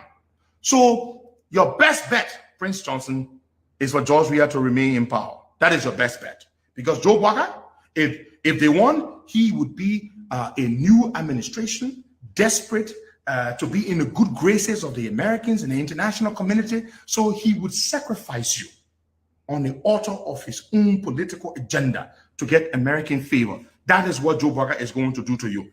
To the people in Nimba County, I have a message for you too, specifically to the Mano people. You are the second largest tribe in Nimba. 2 senators in Nimba are guilds. You have nothing. When was the last time a Mano man became senator? Since what? Adolphus Dolo, right? That was a long time ago. Prince Johnson never looks out for the Mano people. Now they're talking about this is Nimba time. No, this is Gio people time. To the Mano people of Nimba, Most of the seats are occupied by girls. The Manos are ostracized. If Kun and Prince Johnson were to win, it would not be the Nimba people time. It would be the Gio people time. So the Mano people, if you join them and vote overwhelmingly against George Weah, believing this myth that your time, that Nimba time, guess what? They will suppress you in Nimba more than ever before. So here is my message to you. Nimba, Mano people in Nimba, vote for George Weah so that since you are now represented in the legislature, as you should be, you are being downplayed in the legislature, vote for Weah so that George Weah can consider you all for political appointments in the government. That is how you too will have a voice in Nimba County by voting for George Weah. And let me go specifically to the sorry there, folks. Let me go to the Nimba people in general. To the Nimba people. Prince Johnson took a gamble. He took a very big gamble. The gamble he took is that he was allies with Weah for many years. And he benefited a lot. He was able to build his college. He was able to do a lot of things for himself. Kun was an ally that benefited a lot. This gamble they took with Nimba is for them.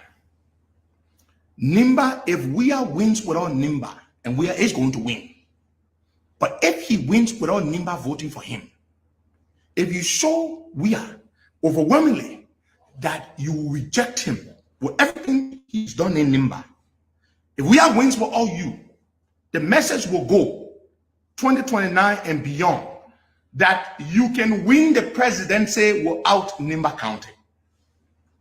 Let me say this to you. Perhaps you did not understand me well. Nimba has always played this card.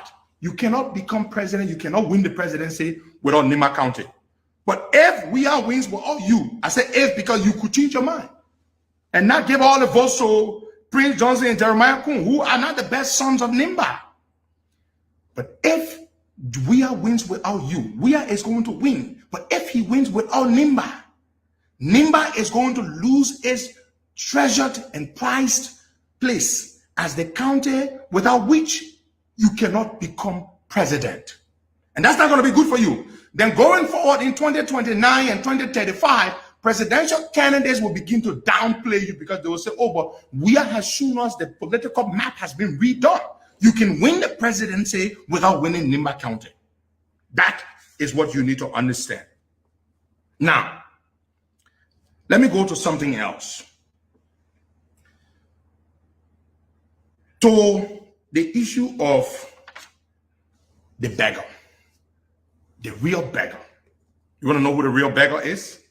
That is the part where I get to show you hard-code, irrefutable evidence of the real beggar. So you all know. The beggar who was vice president for 12 years. Before then, had served in one ministerial position, a managing directorial position, and several other key government positions, and left office and could not fend and could not take care of himself. That I had to be begging people all over to take care of him. And that some of you have the audacity today to say that I am a beggar when I was begging to feed your candidate. How can a man who was vice president for 12 years leave office and not have anything to take care of himself? How? What does that tell you about him? Is such a man capable of turning this country around? Is such a man capable? How can a man who was vice president for 12 years not have contacts abroad to raise money for his campaign, even though he has proved to be the strongest opposition to the incumbent government? What does that tell you? Joe Walker is inherently lazy and dependent. He's a lazy old man who was not able to cultivate good contacts when he was vice president under an Ellen Johnson Sirleaf of all people, a world-class celebrity and well-respected woman. He could not even leverage that, being in Ellen's shadows. He could not even leverage that. And that is why his campaign is so poor. such a man who can take care of himself? Is this a man that's going to be able to take care of you as a country and rescue you? How can such a man take care of you when he cannot take care of himself? I want to say something to you. There's this myth about Bwaka having integrity. I want to dispel that myth today. When Bwaka went to the States to me, and this is the part where I get to show you evidence of the things I'm speaking to now. The first time Bwaka went to the States to me, when I hosted him, was October 2021. We took him to the hospital to see the doctor. And when Bwaka was on his way back, Alice Cummings and his people reached out and said they wanted to have a meeting. Cummings wanted to have a meeting with Joseph Bwaka. And they wanted the meeting to happen in Ghana, Accra. So I took the agent, the messenger, I took him to New York. I had taken Bwaka to New York in a Sheraton hotel where he spent one night before he flew to Liberia the next day to meet with Bwaka, to personally deliver the message that Cummings wanted to meet. And Cummings wanted to have a political conversation with him to initiate a discussion that would see Bwaka withdraw from the process and endorse and bless Alice Cummings to run for president. Bwaka made it seem like he was interested in the conversation. Then Bwaka made a request, a very unrealistic request, as a precondition to go to the meeting in Accra, Ghana. Bwaka said Cummings should pay him $100,000 to go for the meeting. $100,000 to go to Accra? How much is it to go to Accra for 2 days? Why does he want $100,000? Bwaka told me that's what he wanted. If Cummings can gain $100,000, he will go to the meeting. This is the honest man. This is the man of integrity. And I was like, okay. But it shook my faith in him a little. Why would he make such an unrealistic and ridiculous request? He wants $100,000 from Alice Cummings just to go for a meeting? So we delivered the message to the Cummings people, Sylvester Grisby, that Bwaka was requesting for $100,000. Alice Cummings said, no, that's too much. Of course I knew it was too much. $100,000? So Cummings said, well, the best I can do is $50,000. Cummings provided the $50,000. Well, what actually was brought was $45,000. And the $5,000 was to be collected later on. The money was delivered. When the money was delivered, I'm coming. I made a budget. But Bwaka said to me, after we had received the man's money to make the trip, Bwaka said, Henry, so that meant I will go step down for him to be, to support him for president. After we had collected Alice Cummings's, I'm about to turn the camera on that side, so please let me say. After we had collected Alice Cummings's money, $50,000, well, $45,000. That Mr. Bwaka told me, so what Alice thinks. So he requested for money to make a trip when he knew he had no interest in what the man wanted. The money was delivered. I sent Bwaka a message. Hold on, folks. See the date. December 4th, 2021. For those of you listening to radio, I have to read it so you can see it. I'm showing you the evidence of WhatsApp communication between me and Joseph Bwaka. December 4th, 2021. I wrote him at 4:15 a.m. because I was in the US. Good morning, Uncle. The package was delivered. We'll call you in the morning to make a full report. Then I did a breakdown.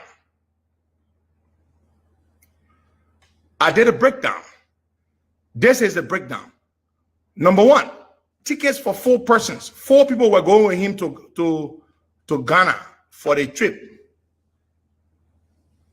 8,000 US. Number 2, Jake's ticket, 2,500 US. Number 3, Airbnb in Accra, where they're going to be staying at for the duration of the meeting, 1,000 US dollars. Number 4, vehicle rental in Accra, 500 US dollars. Number 5, feeding in Accra, food, 1,000 US dollars. Number 6, DSA for Joe Boakai, the money that was going in his pocket, 15,000 US dollars for Joseph Boakai. Now, folks, Joseph Boakai collected Ellis Cummings' money with no intent whatsoever to give any consideration to the request that Ellis Cummings was making of him. After Joseph Boakai received that money, he made a trip to Ghana. When he made a trip to Ghana, after the meeting, I called Joseph Boakai. He called me to report to me how the meeting with he and Cummings went. You know what he said to me? I said, Uncle, how did the meeting go? He said, don't mind that, man.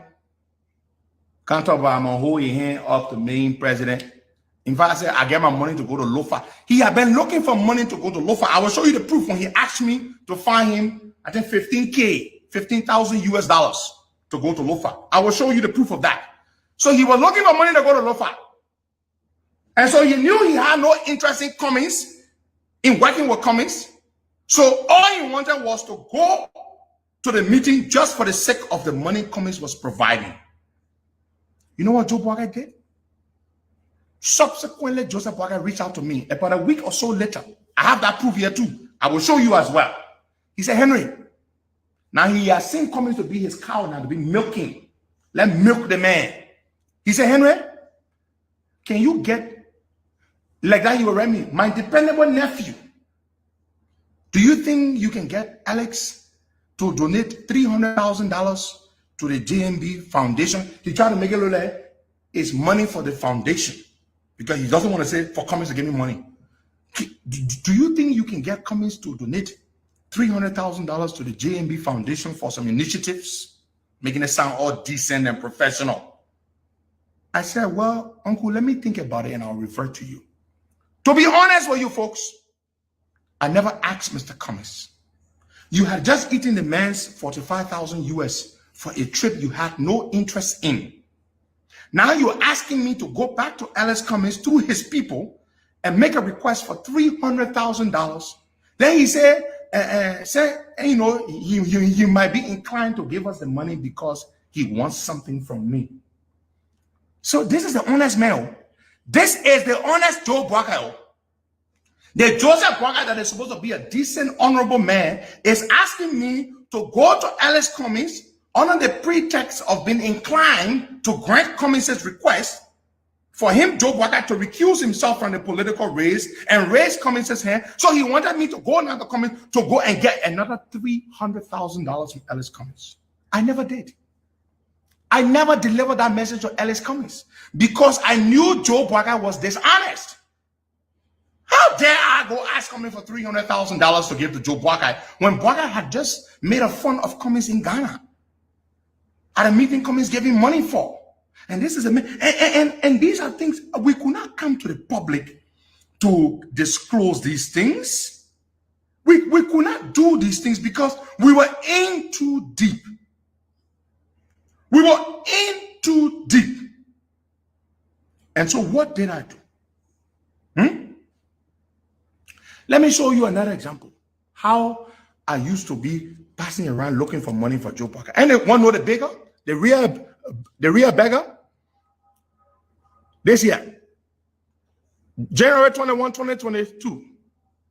I apologize, Henry, but I'm doing a lot of consultation as regards our separation with the CPP. If possible, let's talk tonight. I said, okay, Uncle, I will be expecting your call. You see him talking about the separation? Some of you are making it look like it was we who just decided to separate from the CPP. It was Joseph Boakai's idea for us to leave. And we did it. See me here. I sent him another. I said, then he said, good. Then I wrote him back. I said, and I have raised 1,500 USD for your visit to Redemption Hospital to visit with the survivors of the stampede. That was when that pastor had the crusade on the field, D12 field, and people died. Abraham Kroma, right? I raised 1,500 US and sent it to Joe Boakai for him to go and identify with the people. See what he wrote to me after I told him about the 1,500 US. You mean so much to me that I can never disappoint you. That the papa deo. That the man who you say, Ali Beggar, he said, you mean so much to me that I can never. You see, I wrote him, I said, look, Uncle, the cash is in Liberia. My guy will deliver it to you tomorrow. He is my vice chairman for operations of the COP. He is Anthony Tengbe. This is the man that took the money to Joseph Boakai to go to redemption. Just to go to redemption, we had to raise money to give to him. Now, folks, wait, I will show you more. You want to see the real beggar? This is the real beggar. We'll show you the real beggar. So Joseph Human Boakai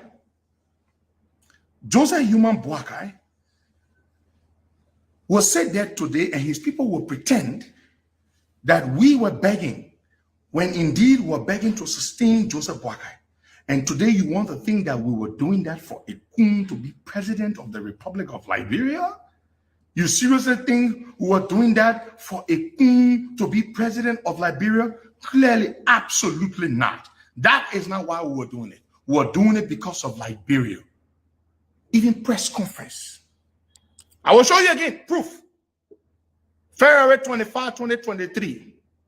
I said, good evening, Uncle Joe. Jake sent me a draft press statement prepared for you on the tragic attack on former Chief Justice Gloria Scott. I think it's a good idea.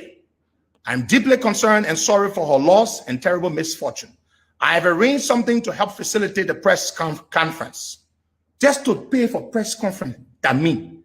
Then he wrote me, are you sending the amount to Jake? Oh, when it comes to money, he wanted to go to his nephew, Jake.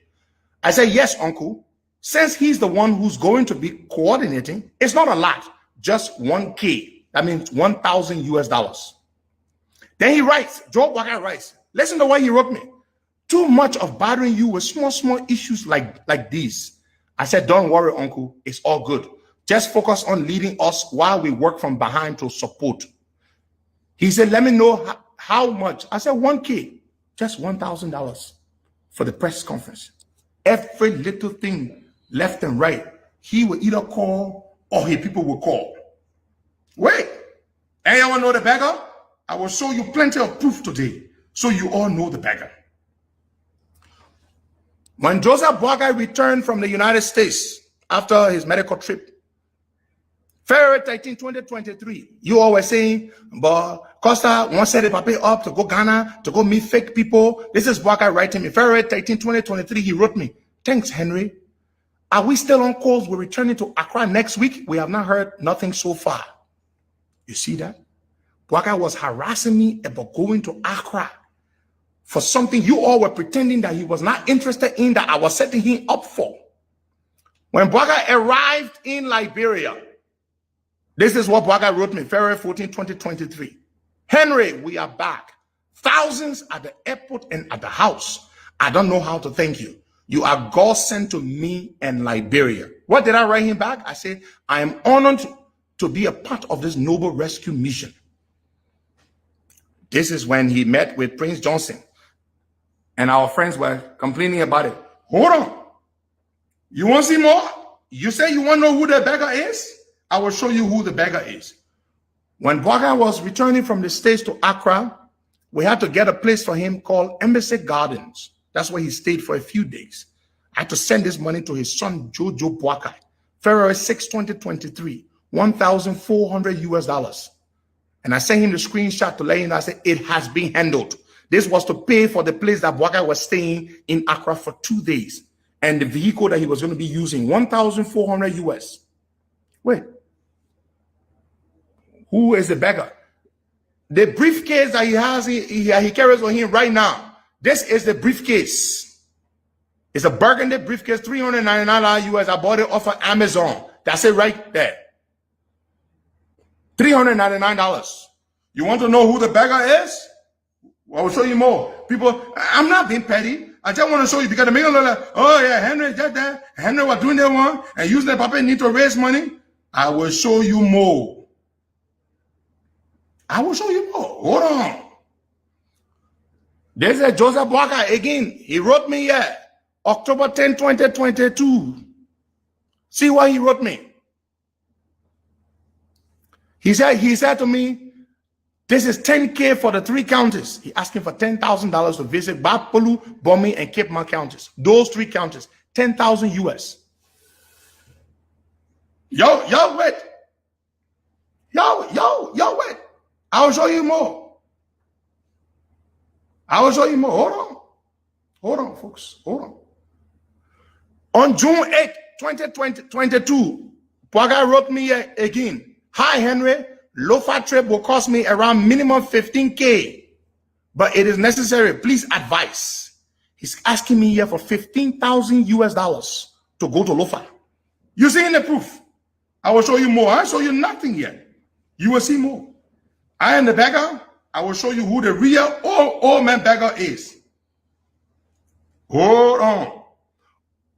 On April 22, 2023, Joseph Walker wrote me this. Again, you see it from the top there, JMB. He wrote me, I'm showing the evidence.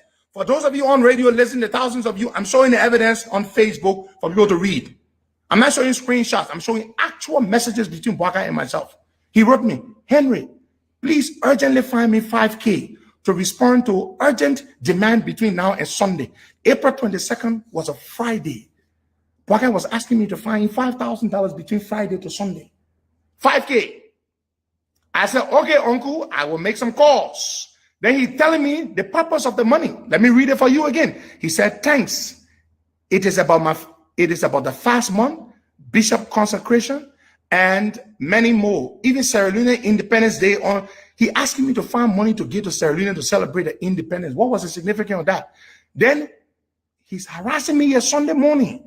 Henry, I have left for the program now, but should be back by 12 to 1 o'clock. I said, no problem. I said, sorry, my guy returned late from Banga. He will come to you at 1 p.m. to deliver the 5K. Look here.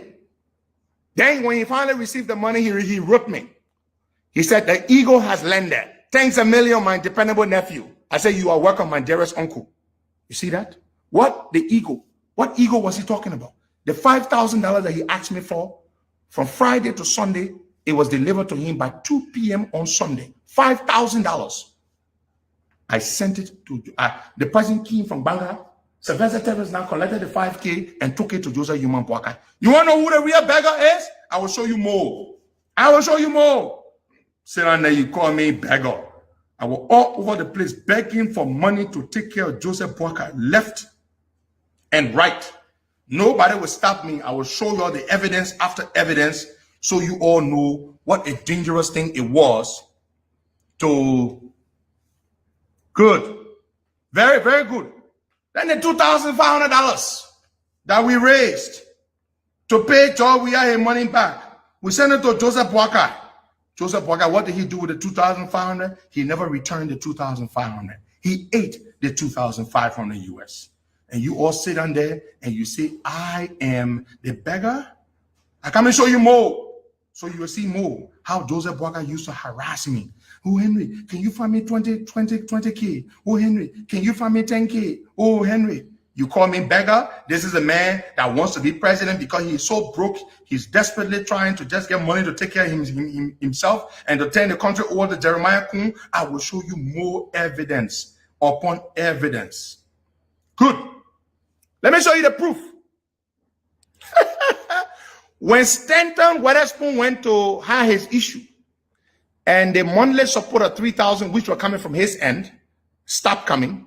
Joseph Walker wrote me this message on March 7th because I have been chipping in to help money from other sources to help. He wrote me the message on March 7, 2023. Hi, Henry. Is there any hope of filling the monthly vacuum? How about the Accra trip? It has hampered my planning. You see that? He's asking me how to fill the monthly vacuum. That 3,000 US that were coming every month, I was fixed, even though I was raising money left and right from other sources. But Bwaka was worried about the $3,000 every month. This is a Joseph Bwaka. You see him asking me, Henry, how about the trip? This is him, left and right.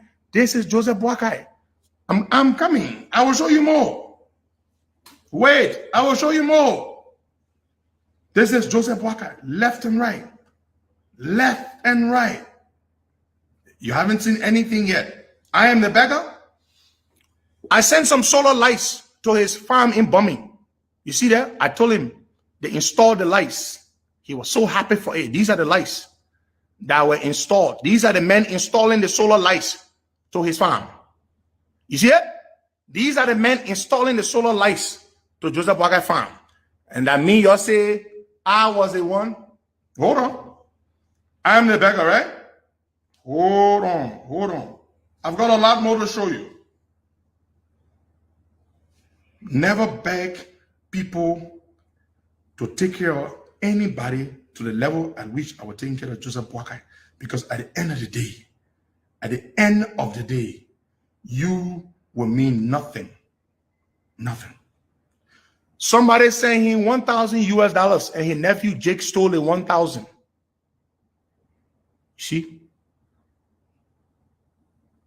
He was complaining about that 1,000. 1,000 now you have been in his nephew ate. He was so mad because 1,000 is a big amount of money to Joe Boakai.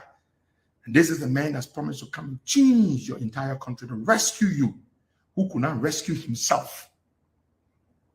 I'm feeling you. Where are the Joe Boakai people? And I mean, Yahweh, I can show you more.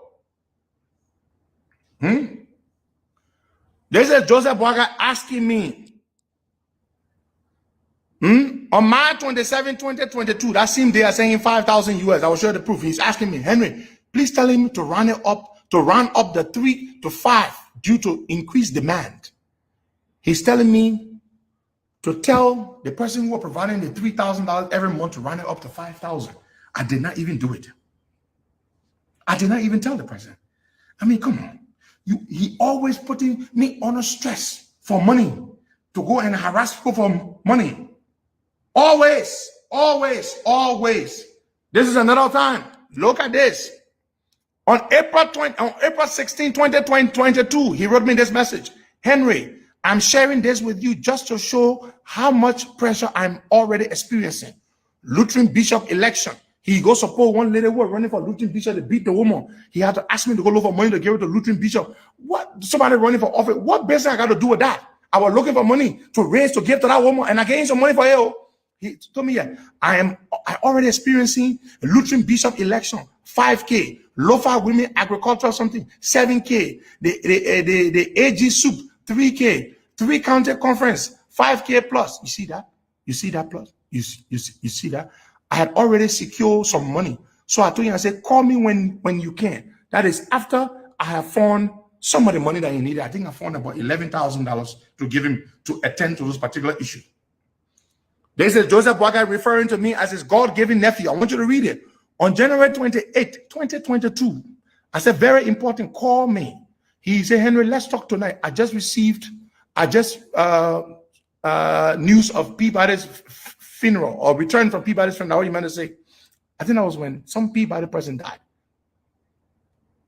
Look what he said to me here. February 17, 2022. He said, good morning, my God-given nephew. Are we on course now? What another blessing that Amos died and left me vindicated. That is when Amos Sawyer went on radio and vindicated him that he did not fire him for corruption. You see how he used to call me? My God-given nephew. Hey, my people, Yahweh. This man and I, we had a clear commitment. Joseph Boakai would pick a decent person to be his running mate, but he chose to pick a rogue to be his running mate. Let me show you another proof. The balance 5,000 from the 45,000 that come in sent from the trip. Boakai wrote me December 22nd, 2021. He said, let me read the part that is important. Hold on. He wrote me, say, Henry, please let me have the additional 5K on the trip. It appears Jake wants it, but the trip was about me. Let them bring it to Maury today. Thanks. Then I wrote him. I said, Westner hasn't brought the balance 5K, uncle. Ask Jake. By the way, I'm going to collect your monthly support this morning. I remitted the monthly support today. You see that? You see that? Now, monthly support. You see the proof? The balance 5K. He was harassing me. I said, hey, Jake want to take it. Hey, Jake want to eat my fake. Let me have my fake. This is Joseph Boakai. That mean what the beggar? I'm coming close. I'm about to end. I will show you one last thing. Look here. Look here. I will show you. I will show you something. The last one before I go. Anytime they talk, I will show you evidence. I'm not showing you screenshots. I'm showing you evidence of Boakai, how Boakai used to harass me. This is when Boakai was in the States to me, and you were asking me, nephew, you think I could have my monthly before I leave, before leaving, so I can leave my staff happy? That's when he was on his way to me in the States. I will show you one last thing, then we'll go. When Boakai was going to the States in January of this year for treatment, after we paid for everything for the trip, I sent Boakai $8,000 as his per dime. Sylvester Tevez now, my general manager, delivered the $8,000. I'm about to show you the pictures of the $8,000 when it was delivered to Joseph Boakai. Let me show you. That's the last thing I will show you. $8,000 just for a per dime. This is me and Tevez. You see that? When Tevez arrived at Boakai's house on January 19, 2023, Tevez wrote me, I am here already, but he is in meeting with Alex Cummings. Cummings had gone to see him to basically wish him a speedy recovery. Cummings was there. And Tevez wrote me and said, so I'm waiting for him. Jake wanted to receive it, but I told him no. Corrupt Jake wanted to take the $8,000. Tevez said no. It needs to be delivered to himself. I told Tevez, I said, don't give it to Jake. And Tevez said, Jay Hall, he in the bathroom again in the morning. I told Tevez, was it clean bills? You are reading. There were 20s. 4 bundles. You see the 4 bundles? One bundle of $20, that what? It's 2,000. 2 times 4, 8,000 US. This is the 8,000 US for Joseph Boakai per dime here in the brown envelope for him to make a trip to the US. Per dime. Per dime. Again, 8,000 US per dime. They were dirty notes. I told him, I said, okay, don't worry. When he comes to the States, we will clean it. They will need to change it to clean bills. Yeah. $8,000 US for Joseph Boakai per dime. He had the money in the brown envelope. Boakai was singing my praises to Tevez. Then my nephew here, I don't know what to say. $8,000 US for Joseph Boakai per dime to go to America. Per dime! This is the man. Okay, people then be cursing me. I get so much to show, I can't even show all today. This is how much I did. I was there for Boakai. You saw it? 8,000 US for per dime. Just to put in your pocket to pay his way to go to America. Not to pay away. Hey, per dime. I had already bought the plane ticket, business class for him. The tickets, we put the ticket on my friend's credit card. I will not call my friend's name. He's in Minnesota, a good friend of mine. He's one of the donors I brought to be helping Boakai. 9,500 US for a portion of the tickets. And I added another 5,000 because the tickets alone cost over 15 grand for Joseph Boakai. Today, you all be insulting me. I did all this for this man so that he could go and pick a rogue like Jeremiah Kun, and you expect me to sit there and not do anything and allow Kun to come to power. All my work I did was for Kun and Boakai. The next time I will show you receipts of the hospital bills. Receipts of the hospital bills that I paid for Joseph Boakai. Thank you so much. God bless you all. Vote for George Manawia on November 14. Let's retire this risky mission called Rescue Mission. It's a dangerous thing. We cannot entrust the country to Boakai. Boakai cannot take care of himself. He wants to come to the presidency for the presidency to take care of him. He is not able to take care of himself. How can you vote for him? In the village, the man who they can make town chief, that the man who got the biggest farm, that the man with the greatest economic power is the man that make town chief, the man with the most wives. You sit on there. You're open your mouth again. I will show you more proof of how I took care of Boakai for years. Thank you so much. God bless you all. Bye-bye.